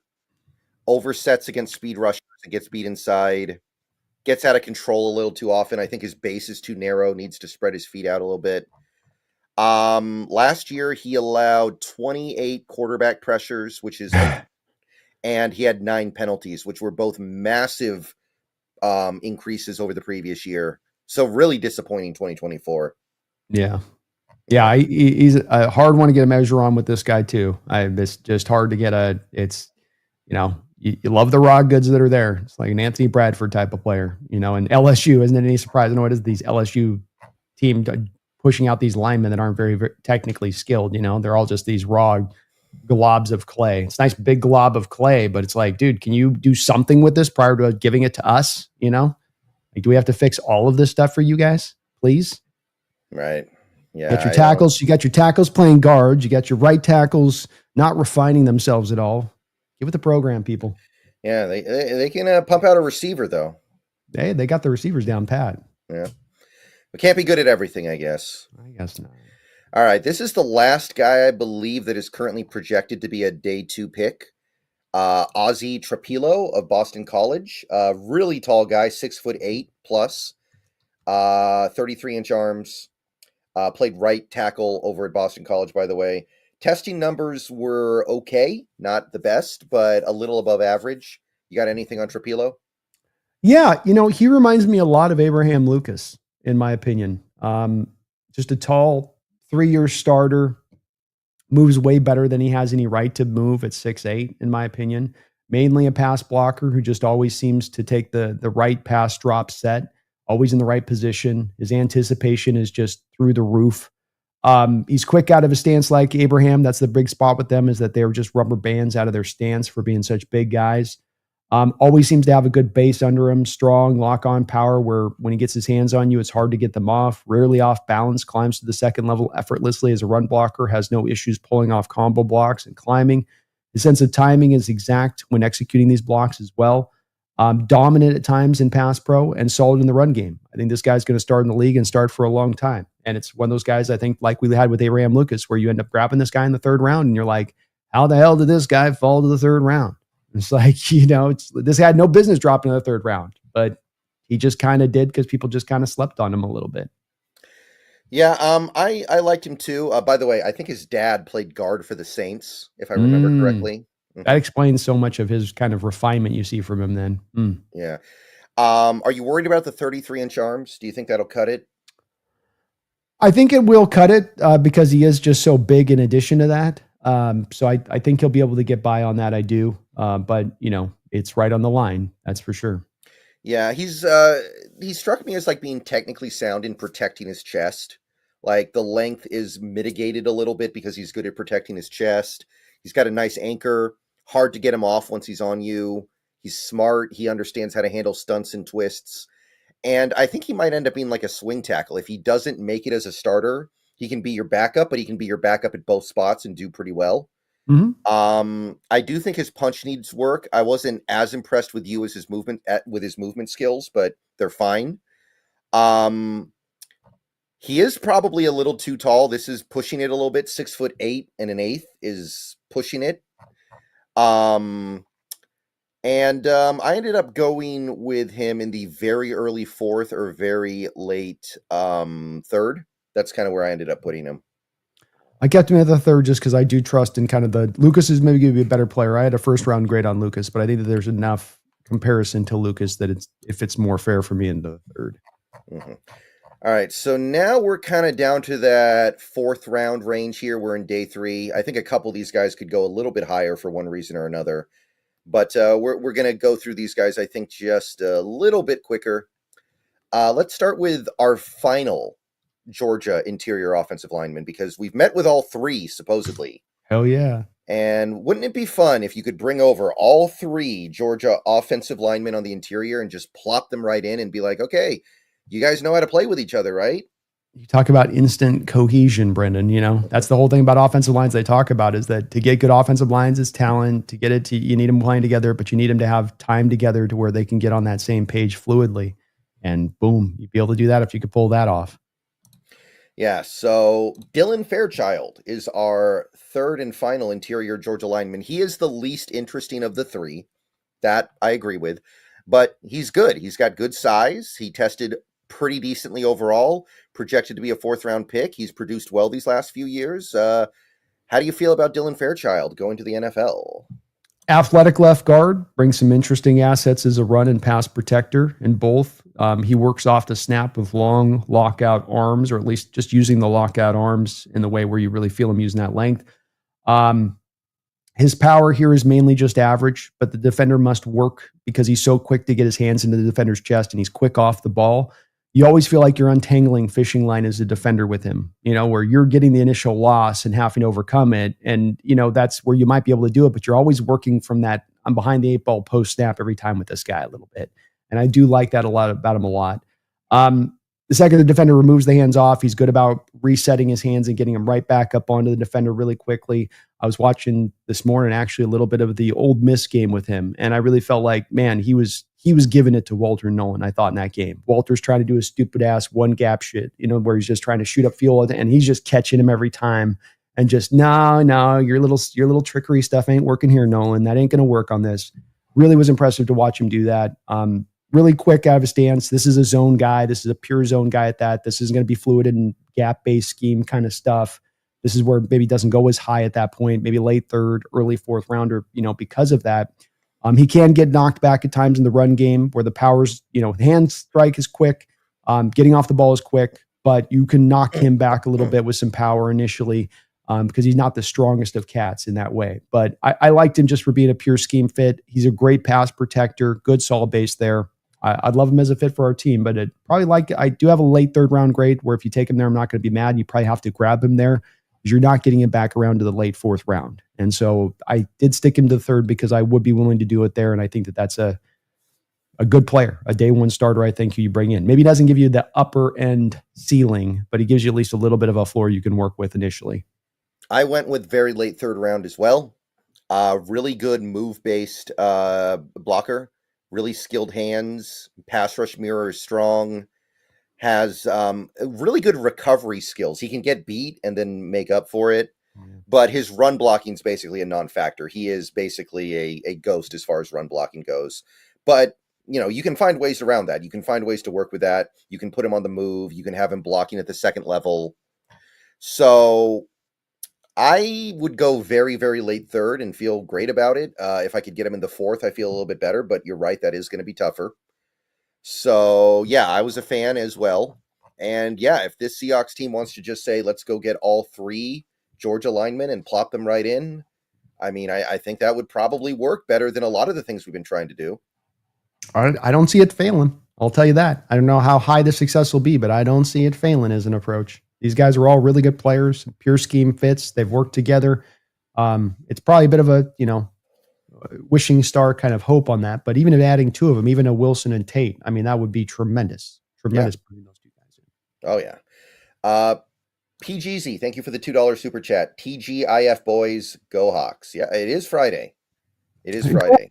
Go Hawks. And PGZ, man, thank you. You dropped a bunch of memberships this last week over there. He came over on the roundtable side and then dropped a bunch over there on that side. So I think he's got the hat, too. He won the hat on the roundtable, Brendan. So he got the Seahawks draft hat. We were doing a spin thing of members, for whose members our Seattle people, of course, showed up, right? They overwhelmed everybody else. Like PGZ all threw 5 out there. We had other people blowing everybody away. But, yeah, we won, man. Hawks won out on the roundtable last week. So good stuff. Okay, that's good. That's good. Because, I, on my end of things, sometimes wonder how checked in Seahawks fans are right now. So it's good to hear they are checked in. Let's go. Oh, PGZ's always tapped in. I know I can count on my guy there with that. So, all right. I like Thank you, PGZ. Yeah, thank you, PGZ. Welcome. Appreciate it. And let's see here. So, again, we're in the 4th round here. Now we're going to jump to a center. This is the Ohio State Buckeyes center, reigning national champion center. Currently projected to be like a very late 4th round pick. Seth McLaughlin. Couldn't find his age. Pretty decent size for a center, but he's got baby arms. Absolute baby arms. 31 inches. I need to figure out how to measure my arms. I wonder if mine are 31 inches. I'd be interested to know how they measure arms in the NFL so I could figure out what mine are. It's supposed to be from here to here, I think. Supposed to be from like that to that, I think. But I'm not sure, too. I'd like to know mine as well. Yeah, but 31-inch arms, that's going to be hard to overcome. Do you think he can overcome it? I do. If he had played out the whole full season last year for Ohio State, I think he's probably your number 1 center in this draft. What stands out to me, and just to kind of get a baseline on him to me, Brendan, is that he's got number 1, a center kind of body. Yeah, the arms are what they are, but he's just built like a center, and how he kind of looks. And then he's a guy that gives you the Frank Ragnow kind of power at the point of attack and the ability to beat guys up in short spaces, but then give you Drew Dahlman-like mobility in space. He can snap and pull out in front for you from the position. I don't think he was going to test it like a Wilson testing time, but would the guy have been a sub-5 flat 40 guy to me? Yeah, he would. And in Ragnow, what you have is more of a guy that can't do as much of that mobile-based stuff. He can do just a little bit of it, but he's more of a guy that's just mauling guys up in the A and the B gap. And this guy gives you some of that flexibility to do both. The injury stuff is the concern, really. But everything else around him I thought was clean. From pass pro to how he ran block to how he moved. I thought everything was at a really solid at minimum B+ to A- level in what I saw from his game. I don't think that I saw a lot of times where the length really got him taken to account. I think that he was able to work around it well. And quite frankly, it's again, the more you get sliding more and more inside on these guys, the less of the arm length stuff is much at the forefront. Yes, it's big on tackle. Yeah, it's kind of still important to guard. Get to center, and it's not as much like this great big impediment to those other positions like they can be. So I like the guy a lot. Love him in the 4th round. Some of it depends on where the knee's at. But I loved his tape this year. He was on his way.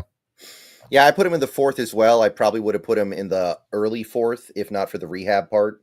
But, tearing your Achilles is no joke. So this could be a minute.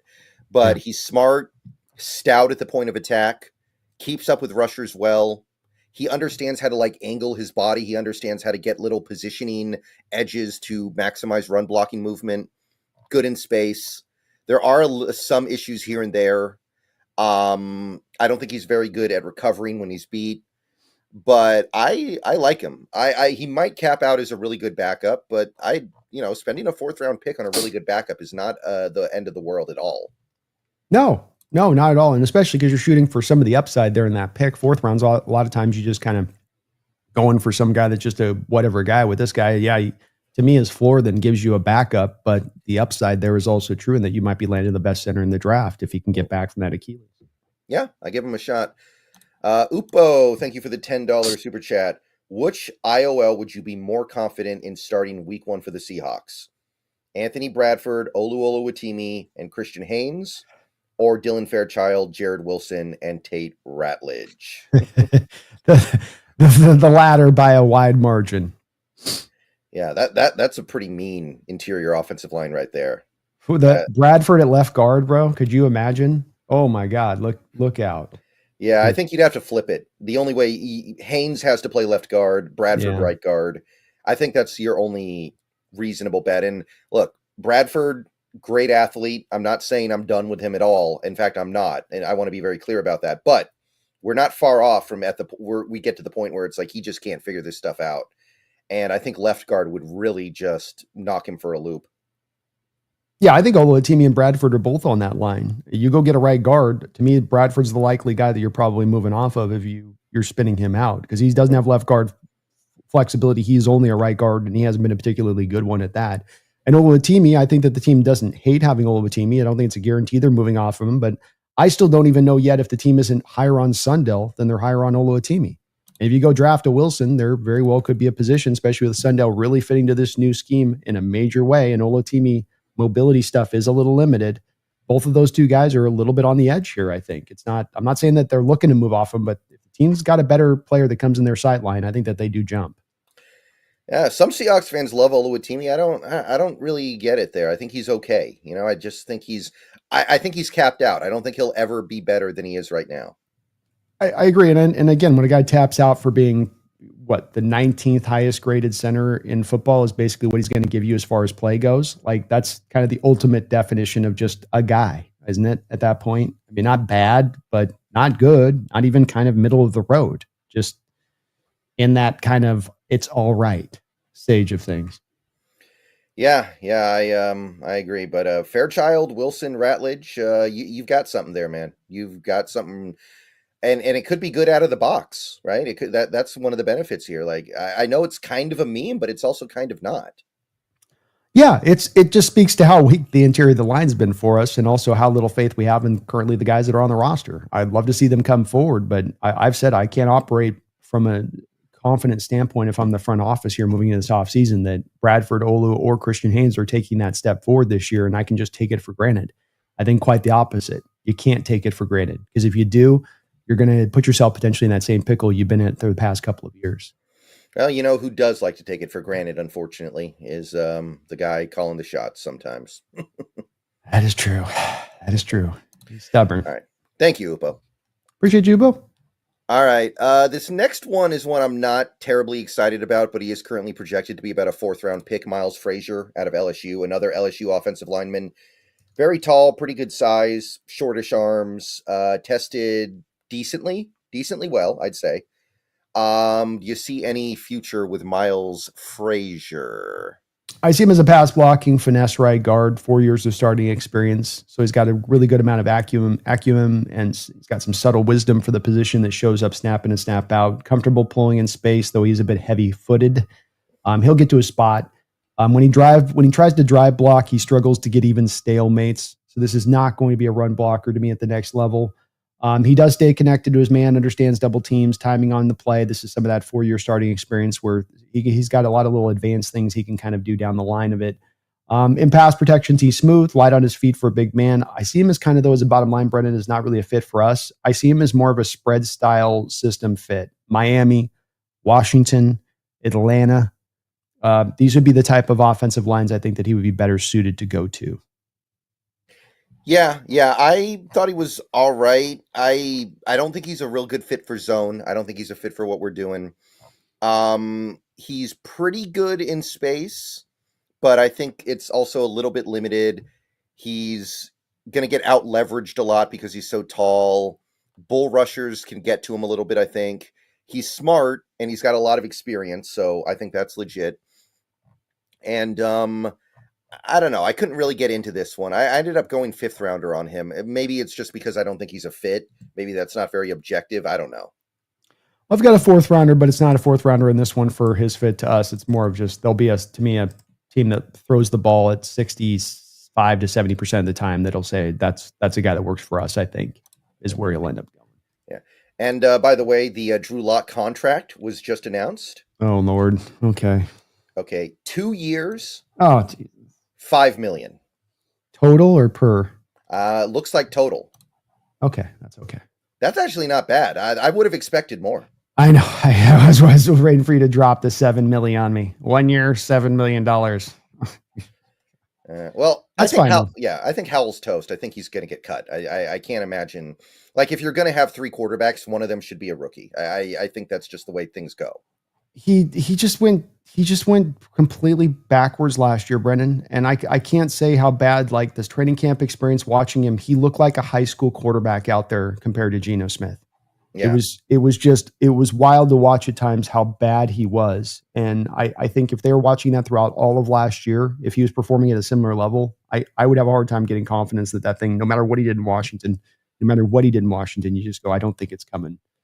This isn't coming forward. Yeah. And look, it cost us nothing, right? No dead money on our release for Sam Howell. No, it's $1 million saved, and you just get the more improved player for $1.5 million more this year, basically, to Lock, and I get that. Yeah, and I would have expected more money for Lock, honestly, so I'm pretty okay with that, actually. It's probably going to be a super easy one to get out of after 1 year, too, so I'm not tripping on nothing. Yeah, no, I'm all right with it. Okay. So, Miles Frasier was our last one. Next guy, this is going to be another guy I think we're pretty quick on. He is very interesting, but he's not really interesting to us. It's Holland Pierce. 6'8" and 3/8", so he's a giant. 341 pounds, 36-inch arms. This guy is a peak tackle in terms of his size. This is going to be one of the biggest, longest tackles ever if he makes it a tackle. So he's a tackle, right? Like, he's got to be. Yeah, he's too tall to get inside. He doesn't play enough leverage to get down low to me. There are guys at 6'8" that have gotten kicked into guard in the past, but they're much better benders. He's just too naturally just big. And I mean, he's a fun guy. He is 4-year starter. Progressively has gotten better every single year of his career, which I think is going to appeal to teams when they look at him. I think he's a pure right tackle, but there's been a couple of guys that gone through recent drafts that the teams look at him in this way and they put him there. DeJuan Jones recently was looked at this by Cleveland. I think he's got some similarities to a Trent Brown, who still is playing in this league at right tackle, still starting in this league at right tackle for many, many years at the same similar kind of size. And so I think he's a right tackle, pure and simple. Yeah, that's where I have him landing as well. A little bit sloppy with his pass rush slides, tends to lose balance and end up on the ground too much. It's kind of like they call it heel clicking when you're doing your slides. You don't want to have your heels clicking together when you're sliding. You want to keep a wider base. He does that a little bit, I think. Doesn't anchor as well as you would hope for his size. So I ended up putting him in like the late third or early fourth because those arms are so freaky. But it's possible it just like intimidated me into putting him there. I don't know if he's actually worth a third round pick. The Freddy Krueger arms just they freak you out a little bit. I think if it only 1 year starter, it'd be one thing, but with the 4 years of starting experience, teams are going to feel pretty comfortable with that one in the third round. Mm-hmm. Okay, let's see here. We've got Jalen Rivers of the Miami Hurricanes. Pretty good size, nice long arms. Testing numbers were mixed. Is this guy a tackle as well in the NFL in your estimation? I'm not as sure on that one with him. He's pass blocking left tackle, lighter feet than he should have for being legit 325. He bounces on the feet like he's got pogo balls under his shoes. This is what can help him to stay out there at tackle, I think, if he's going to remain. He's got a wide build, nice feet.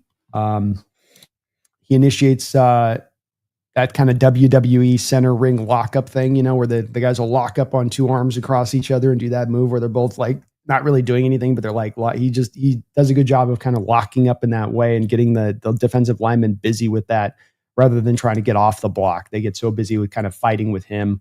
Only 1 sack, 1 quarterback hit this past season. So really good in pass protection, run blocking, way more hit or miss. Sometimes the power just doesn't translate like you feel in pass protection. Lots of stalemates, but too many whiffs in addition to that when he's his run blocker, in my opinion. He does have light feet, but he is a little stiff, probably around average athletically. Twitchy benders can give him issues and dippers can give him issues. I do worry a little bit about him, Brendan, as far as potentially being another one of those kind of tweener guys. Doesn't have the power and strength inside, doesn't have quite the athleticism on the outside. So I do put him into a late third round, but there's a part of me that pushes to fourth round, and I kind of would like our Seattle Seahawks to avoid this particular guy. Yeah, I ended up pushing him way down because of the injuries. This guy's battled a lot of injuries in his career. I think he's had 3 seasons cut short to injury already. So I actually pushed him down to the 6th because I just don't think he's ever going to stay healthy. I don't trust it. And there's a lot of holes here, I think. I don't think he's great in space. I think his pass rush slides are a little chaotic. And I don't think you want to put him in space very much. I think that the further he gets away from home base, the less effective he is. So I wasn't a big fan of him. I couldn't really get into it. I get it. Yeah, I probably am going to ding him into more for 5th round grade when I get it all said and done. I got him 4th round right now, but I definitely can see myself pushing him further. I didn't. I'm worried on the tweener guys are the guys that freak me out. There's a difference between being ultimately the ultimate Swiss Army knife of flexibility, and then there's your man caught between two worlds. Mm-hmm. Yeah, I'd put him in the 4th or 5th if it wasn't for the injuries, but the injuries concern me. Validly so. I hadn't even looked at that stuff on him, so that makes me even more worried. All right, this next guy is a guy the Seahawks have met with, so we should probably be paying attention here. This seems to be somebody they have a degree of interest in, and I think he's also local. I think he's from the Washington area. It's Jackson Slater. Jackson Slater, great name, by the way. Sacramento State. Undersized a little bit, short arms, not very big. Great testing numbers, though. Ran a 5-second 40, 1.78 10-yard split. Pretty athletic. Jackson Slater, he is certainly your small school guy, but there's some intriguing stuff here. What'd you think? I don't have any tape on Sacramento State. Yeah, so obviously neither do I. I don't think anybody does. Maybe a couple of the parents do. They got the camcorder out. That's about the best you could do. Yeah. But let's see here. What did I do? What I do have is he's good with leverage because he's so short. He's got good punches. He's got good strength. His fundamentals are good. He's always looking for extra work. If he gets the first guy down, he's going to go to the second guy. He's going to try to find another guy to get. He's sticky, hard to detach. But he's not yet, even though he's athletic, it doesn't seem like he's very smooth in hitting moving targets. Lesser competition in college at Sacramento State. His chest gets left open because his arms are so short. So there's a big learning curve for him, but I do like him. I think he's going to be a good run blocker at minimum, and I think he can be developed into being a really good all-around left guard. So based on the information I have, which isn't a ton, I went late third, early fourth. Okay, cool. Okay. Another guy we met with, another guy that the Seahawks have used a top 30 visit on here, Chase Lunt. Chase Lunt of UConn. So a little bit of familiarity with our guard that we drafted last year in Christian Haynes. So Lunt is very tall for an interior lineman. So if he slides inside, that's a little bit questionable. But this guy played, I think, right tackle at UConn. 304 pounds, so kind of lean, short arms, didn't really do much at the combine. But what do we think about Chase Lunt as a prospect? I like him a lot. I think Seattle's interest in him is true and real. I do think these guys got a lot of potential of maybe being a right tackle and being able to still, work out there on a team that's a zone-based team. Him and the William and Mary guy, the Charles Grant guy, were the two best tackles in zone blocking last year, highest rated zone blockers. So that's got to stand out to you if you're looking at this guy, whether it's hitting reach blocks, lateral blocking, pulling out in space. He can do all of that stuff and do it really well. So the 6'8", 305 is, he's bigger, but he really does move really, really, really well for his size. We can't understate that part of it. I think he's a guy that can kick inside to guard because of that. There is a little bit of worry of the size, but he's so nasty and mean. And he is the meanest, nastiest guy at the second level in this draft. There is no guy that goes out there and punishes second level defenders more than Chase Lunt. And so I think that stuff is going to translate to the inside just because of his mentality and the way he goes about his business. In pass pro, you think it's the speedy guys that get to him, and they can have issues, but it's more of the power guys at times that get to him a little bit, which is a little my worry to kicking him inside, but I still think ultimately he can get around it. But just on top of possessing the agility and quickness to get to the blocks, just has a knack for getting a hat on a guy, even on top of being just nasty with it. He just gets the block executed. So I love his fit to the scheme. I love the versatility. You got some Abraham Lucas insurance with this guy to being able to also probably go kick into left guard in addition to that. But a real fun player on tape for how he gets after it.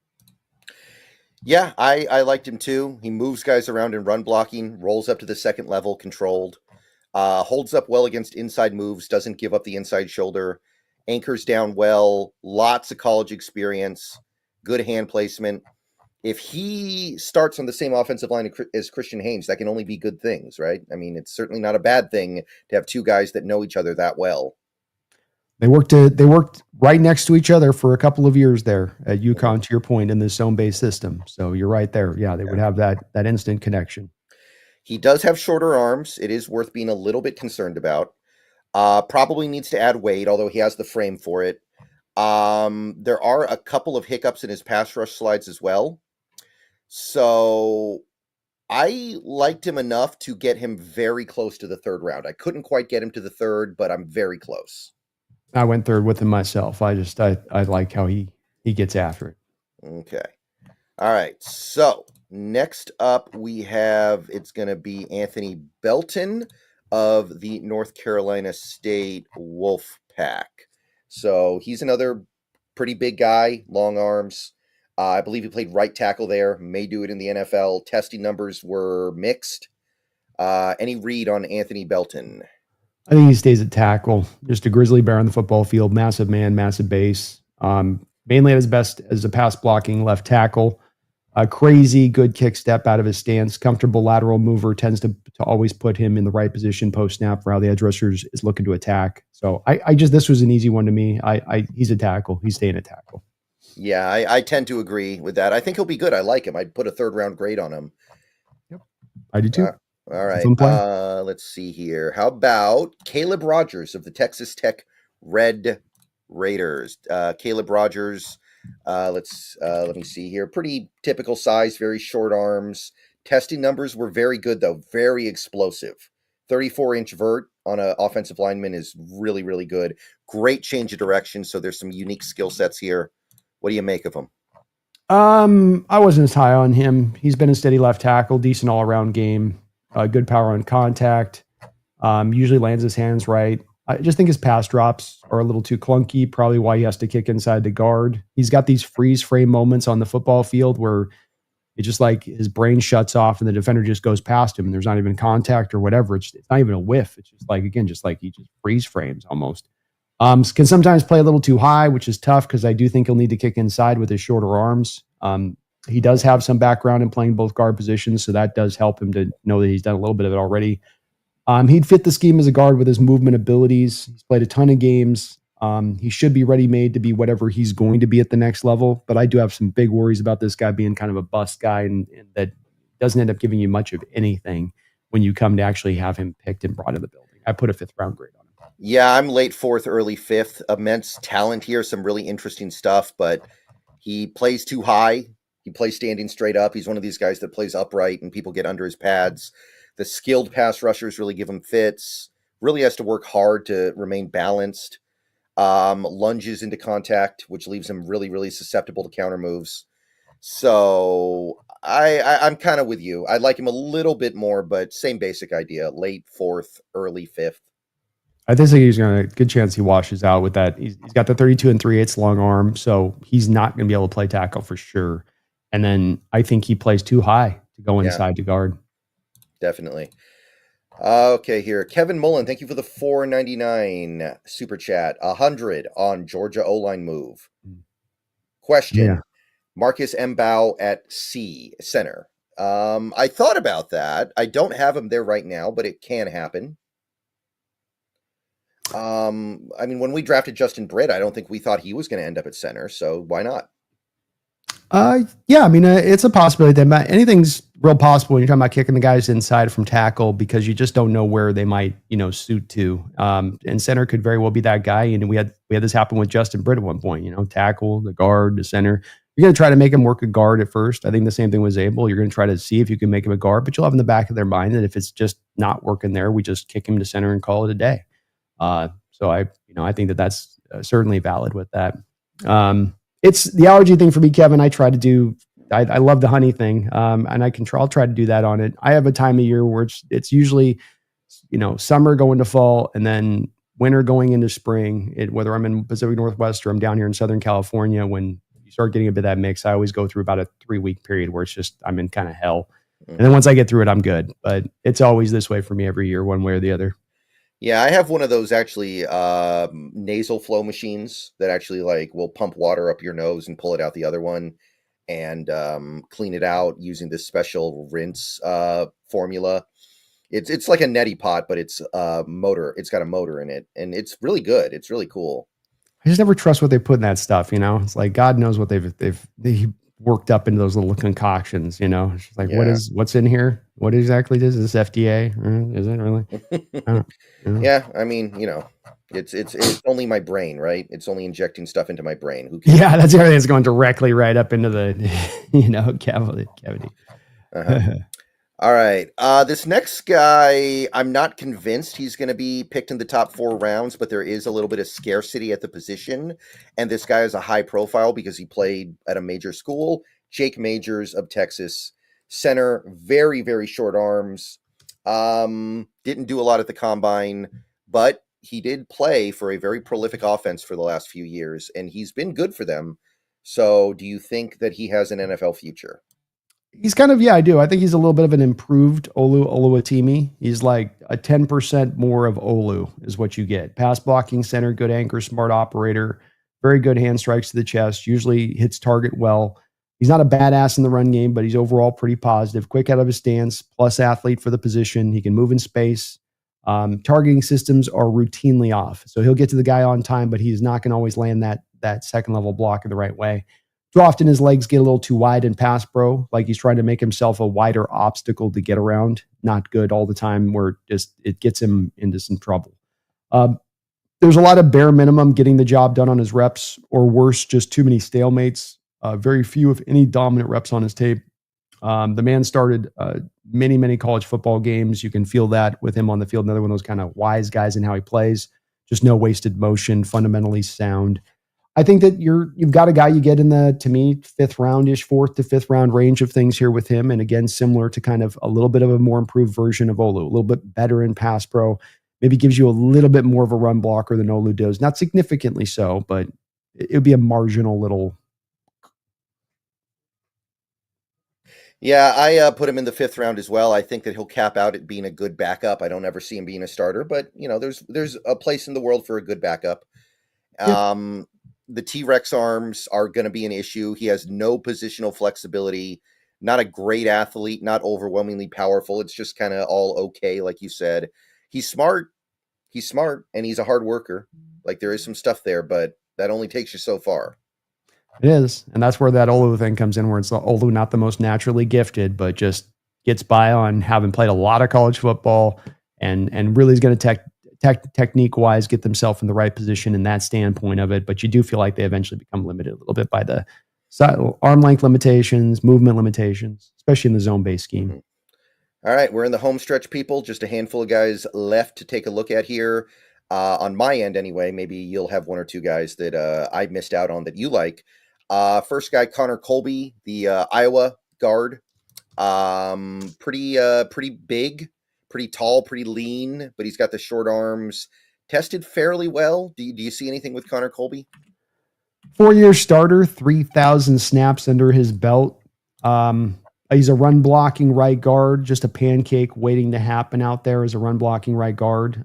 He's not bad as a pass protector. He just has flaws that keep him being higher on my board. Excellent double team blocker. If the nose tackle's engaged with a center, for instance, he's taken the guy to the turf. He's got some finish, some real nastiness to his game that I like. Sometimes handles blitzes well. Sometimes he gets completely cut off guard. And in particular, zone blitzes give him issues. Like he wants to engage that defensive tackle. That defensive tackle drops back. He'll just kind of stare at him. And then the blitzer runs right past his shoulder. And you're like, what happened? He gets solely confused by zone blitzes for whatever reason. I think we already have this player on the roster. This is Sa'atoa Luamea. So I think that this is kind of redundant when it comes to Connor Colby, in my opinion. Yeah, I put the fifth round grade on him. I think he's going to be a great fit for outside zone schemes. Good fundamentals. He's smart. Got a nice latch. But the skilled pass rushers are going to eat him up. Height is an issue. He's 6'6". That's a little more than you want. Power rushers can push him around as well. Mm-hmm. So there's some issues here, but I think you're getting a good run blocker. So I went fifth round.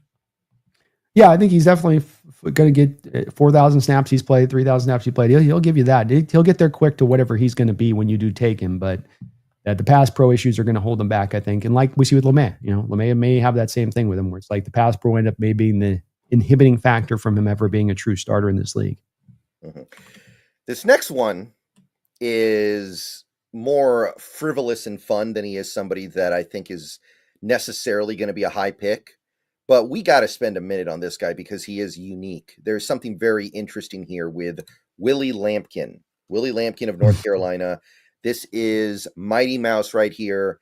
5'11", 290 pounds. He would be, I believe, the shortest and lightest offensive line prospect over the last 26 years at the Combine. I don't think there's been one at the Combine that was smaller and lighter than this. So definitely unique. Do you see anything here that you like, though? Yeah, I kind of do. I mean, maybe he's a guy that you take to be more of a fullback type. You try to transition him into there, but he's the Puna Ford of offensive line prospects in this draft. Where it's Puna was an undrafted rookie free agent guy that's become a top 10 rated PFF guy by defensive tackle. How did that happen? How did that guy go undrafted? Just because he's so good. When you turn on the tape, you get around like what you see on the listed on a, as far as his measurements, and just get down to the actual tape, and the guy's out there getting it done.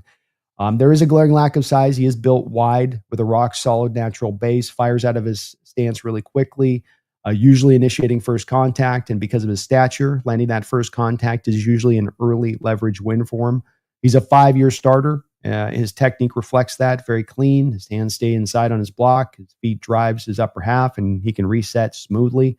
I like him a little better as a pass protector, but he's solid as a run blocker too. And pass pro, he can route and controls. He's not barely hanging on for life on his rep like you might think for a smaller guy. He's getting the job done and controlling things. I don't know, man. Nobody's playing at this size, but yet I don't see necessarily he's where you're going to see him necessarily fail too. He's not really blowing anybody up at that size for sure, but again, he is controlling blocks and getting the job done. So I like this guy. Looking in the 5th round, and you take the flyer, and look, if he doesn't hit, you go, okay, whatever. It's out a 5th round pick. And if he does hit, or you can move him in for some fullback snaps, and he can be effective in there, then not too bad. But I like the guy's tape quite a bit. Yeah. This guy has fan favorite written all over him, doesn't he? This guy, if you got him, even if he never did anything, he'd be a fan favorite. People would buy his jersey. Yeah, he truly would. I know I said this to you the other day, but it's you creating a Madden player, and you creating a Madden offensive lineman, and you just having a laugh at yourself at 12 at night, you're messing around, and you create the 5'11", 290 guy, and you give him all the great attributes turned up. Yeah. That's Willie Lampkin. Yeah, you're so stoned, you think things that aren't funny are much funnier than they it's hilarious. Yeah, 12 in the morning, and the next day you're like, what was I doing? This is stupid. You're looking at him, but it doesn't make any sense. The guy is blocking, and he's like at the waist of a dude, and you're like, this shouldn't work, but he makes it work. Yeah, good luck getting under his pads. Good luck getting under those pads, man. It's not happening. No. So yeah, I put 5th round on him as well. Like, this guy's going to be fun. This guy's going to be really interesting. He's fun, man. He's a lot of fun. That'd be a hell of an exciting pick at 5th round, and you never know with these kind of guys. Like, outliers can sometimes be outliers and true unicorns in what they bring, not just like, well, that just can't work. Sometimes it's all shapes and sizes, buddy, Mm-hmm. All right. This next guy, the Seahawks have met with as well, so worth looking at. Jaylen Travis. Jaylen Travis of Iowa State. Big dude, 6'8" almost, 340 pounds almost, long arms, played right tackle for Iowa State. Pretty darn good combine, especially with the explosion scores. Very explosive with his hips. Did you think anything of Jaylen Travis? This one guy didn't have quite enough time to get around to on that side of it. Yeah, he's definitely got tackle size. He was very involved in the community at Iowa State. And I know it sounds bad when you start talking about that stuff right off the bump when you're scouting a guy, but no, seriously, he was considered to be a very high character guy. He's got a very firm latch. Once he gets on you, you're stuck. He can hit with some pop going into his blocks. Should be good on the left side and the right side. I think he'll be a swing tackle. Maybe he's a little too tall. Like, leverage is going to be a problem for him. Speed rushers can get the edge on him. He's not really athletic or necessarily quick. He's just explosive. And he's got to improve his hand usage. I just really like the way he knows how to utilize his length. I just like the fact that he is such a good athlete for a guy this size. Like, he moves better than a 340-pound man should. So I'd go like late 4th rounder on him. I do like him, and I see why the Seahawks might be interested. I'll try to get a look at him. I just didn't quite ran out of time on that one. Logan Brown of Kansas. Did you get a chance with him? He's got some right tackle type traits, and he played right tackle over there. I don't. Right. Let me see here. So I think he'll be a good zone offensive lineman. He's explosive. Punches are really effective. He uses his punches to stall out rusher momentum. Pass protection mirror is smooth and controlled. He's powerful into contact. He does have leverage issues because he's so tall. Only has 1 year of experience at Kansas, really. Twists and stunts kind of confuse him and throw him for a loop. Doesn't really know what to do. Should be... He's a waist bender. He's a guy who bends at the waist going into contact. And generally speaking, I think he's just inconsistent. I think there is an uphill battle of development with Logan Brown. But I think 5th round is fine. I think there's enough here to go 5th round. Okay. And this final guy on my list is a guy that I really didn't like very much, but I know some people do, so I did throw him on. And I think we're going to have a lot of Seahawks fans that want to know about this one. It's a Johnny Cornelius, the Oregon right tackle. Okay. Decent size, pretty decent workable size. But I ended up not really liking what I saw when I went to look at the tape here. Did you have a chance at Cornelius? Nope. Yeah, I'll just quickly cover it then. Really gave up a lot of pressures last year on an Oregon team that usually does not allow very much damage to their quarterback. A lot of experience and availability. He did play a lot. He's got credible NFL size, decent anchor. His pass rush slides. He's a heel clicker, though. Hands are inconsistent. Even though he's not very tall, he gets beaten in the leverage game because he plays upright. Probably going to end up sliding inside to cover up some of his pass sliding deficiencies, but power rushers, man, he can't handle he can't really handle power rushers that well. So I ended up landing like in the 7th round on him, but I know some people are a little higher on him than that, so I wanted to talk about it real quick. All right. Yeah, I've this year in particular, I've just tried to spend less time to the late day 3 guys. I just think it's too much of a there's so much work that has to be done to look through these late day 3 guys that are just there's so little chance of them hitting out that I just go, I'd rather spend my time concentrating on the guys with the real true talent. And there are 2 offensive linemen I didn't get a chance to look at, but the Seahawks have met with. There's Essa Pole and Bryce Cable. Did you have a chance at either of them? Because I haven't yet. I did at Bryce. I haven't at the other one. I looked at a good amount of Bryce last night, actually. Highly reactive, seasoned left tackle that probably projects as a finesse left guard. Real dancer off the line of scrimmage, gets up on his toes, and has really light feet to where, as a mirroring left tackle, he's really good about, you're countering, you're going back and forth, you're changing direction on him. He stays in front of you in that way, and you never get him to where you're able to kind of just get around him if you're trying to use that method. You're going to have to use your hands. You're going to have to use power and strength to get around him, which does stand out. Part of why I say he's kind of finesse, though. Not much of a run blocker. He's going to get blasted backwards at times or just get stalemates. 4-year starter. You do feel his refinement, knowing what block is needed for every individual play.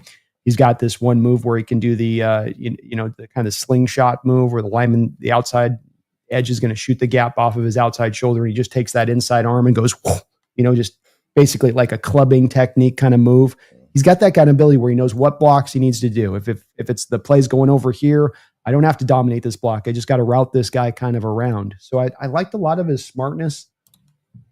Here's where we get down to some of the worries. Short area quickness can wane. It's not elite. It's just going to be good for a guard. So a little worry there. Short arms can get him into trouble. He already plays really high, so those hands just slide up to the neck and the head area too often, too easily. The upside is nice. Could be a steal of a kind of player on day 3, but I got a middle day 3 grade because I just don't see any solid ground on his game right now. There's no place I can kind of anchor down on either pass pro or in run blocking, and especially doing that projection to kick him inside, which he's going to have to do. But I did like the mirroring and the ability to stay just in front of the guy. That's the one thing with him, I guess, that does stand out. All right. Okay. I will look at him before the draft, but I just haven't had the opportunity yet. Yeah, there's good parts there. The light feet for his size, 306 stands out, but the lack of real anchoring in there, and just how he uses his hands, especially, they got to go together. You can't just move. You got to know how to use your hands too, right? Especially when it comes to lack of leverage. Right. And Essa Pole is the Cougar, the Washington State Cougar lineman. That's probably why we have some interest, but I don't know anything about him. Don't got anything on him either, but I'll definitely try to get these guys looked at before we get to the draft for sure. And did you have anyone else on your list that we didn't talk about so far today? I think we pretty much covered the notable names. There's Garrett Delinger, out of another LSU guy, just a solid all-around refrigerator-shaped left guard. Looks a little awkward, moves a little awkward. Heavy anchor, though. Can sink his hips in pass protection pretty well. Stonewalls guys on the regular. Injury kept him out for a lot of the year, so that might be the red flag there. Probably why you didn't look at him as much there. But one of those guys in this draft that exists, there's a kind of a good collection of them that might be some kind of high upside guys that you're able to land on, taking advantage of that injury that they had in that final year. But he's one of those real true, mass moves mass one-on-one kind of cats. He does do that from the guard position. Yeah, I did look at him. I just didn't really like what I saw there. Loses balance a lot, loses effectiveness the further he gets away from his starting point. Speed rushers really eat him up. There is some good stuff. He had experience at 3 different offensive lines positions. He's powerful, clears out bigger lanes for the run game. I don't think he's a fit for what we're doing, but objectively speaking, I still couldn't really get into this. I ended up going like 6th or 7th round. Couldn't get into it. I went 4th round, but I think he's going to be more of a gap guy, to your point, than a zone guy. So just get him man on man, let him put a hat on a hat, let him drive guys off the ball. Be maybe a little more. Another guy would be like to me, a Charger kind of offensive lineman they'd look at. There were other guys that I looked at as well, guys like Joshua Gray and Clay Webb and Joe Huber and Luke Kandra, Xavier Truss, another Georgia offensive lineman, actually, John Williams, Brandon Crenshaw, but I think all those guys are very clearly like late day 3 guys, and there's very little there. Yeah, I agree with you. Joshua Gray, for instance, another guy that Seattle met with, I think, from Oregon State. But another guy that to me just the tape's all over the place a little bit. It's fifth round, it's midday 3. They might be something, but these guys have as many holes to their games as they have bright spots. And it really is going to be just a roll of the dice with them. And if that's the case, you lock them into midday 3 and keep it moving. Yeah, I actually looked at a lot of UDFA centers like Drew Kendall, Jacob Bayer, Cooper Mays, Jonah Monheim. I like them a little bit more than the experts, but they're still not really worth talking about. So if you're wondering why maybe your favorite guy didn't get talked about, it's just because of that. Yeah, I looked at Cooper Mays, Drew Kendall, Jonah Monheim, Gus Hartwig out of Purdue. The guys will be drafted, I think, but these are all mid-fifth onward to 6th, 7th round guys. And so maybe there's something like Monheim's got some mobility stuff that works to this offense. He's played a lot over there at USC from what they do, but there's not a lot of upper end of physical ability in these centers. They're kind of all try hard, lunch pail kind of guys. A little bit like Oluwatimi wasn't going in the 5th round, where even Oluwatimi, you have a guy that has the pedigree, right? Wasn't he was the best offensive lineman in college football or something like that in his final year. He's got multiple years of starting at Virginia and then going to Michigan, major college program. But at the end of the day, there's just, when you turn on the tape, you're just getting just kind of some okay level of play overall in what you're getting. Not bad, but not just, it's okay. So it's just not going to drive you enough to be picked high in a draft because of it. Right. All right. So I think that's it. I think we did everything we needed to do today, man. And I think we're ready for this offensive line class. I think we are as ready as we can be. I do as well. And we've got a couple people that have gone in late here with us that were wondering about the Drew Lock. We spoke a little bit about this, probably an indication from our standpoint that Sam Howell is going to be probably moved on from. He was already going to go into the final year of his deal as it was. Probably a good indication here that it's not necessarily a guarantee that they're not going to take a quarterback, but I would say that this is less than likely now that you're taking a quarterback because you're signing Drew to a 2-year deal, not a 1-year deal. Doesn't guarantee it, but I think it just does make it a little bit less likely. Well, there's a breaking news report from Rappaport that the Saints are worried that Derek Carr may miss the entire upcoming season with a shoulder injury. So maybe that's an opportunity to trade Sam Howell over down to the Bayou. Derek's one of those guys to me on this that's like, he's to me a guy that's just like trying to just kind of, how long can I drift through making this NFL money? I swear I just have that feeling with this guy that I that's not a guy to me that I bet doesn't play like well through injuries and stuff too. Like his guy like, oh no, my leg. So I good for us, man. Good for us. I've been thinking the connections being drawn more and more to maybe the Saints with the background of their new coach Moore being driven to Jackson Dart there rather than Shedeur at 9. Old Miss kid too. That's a local kid at that point.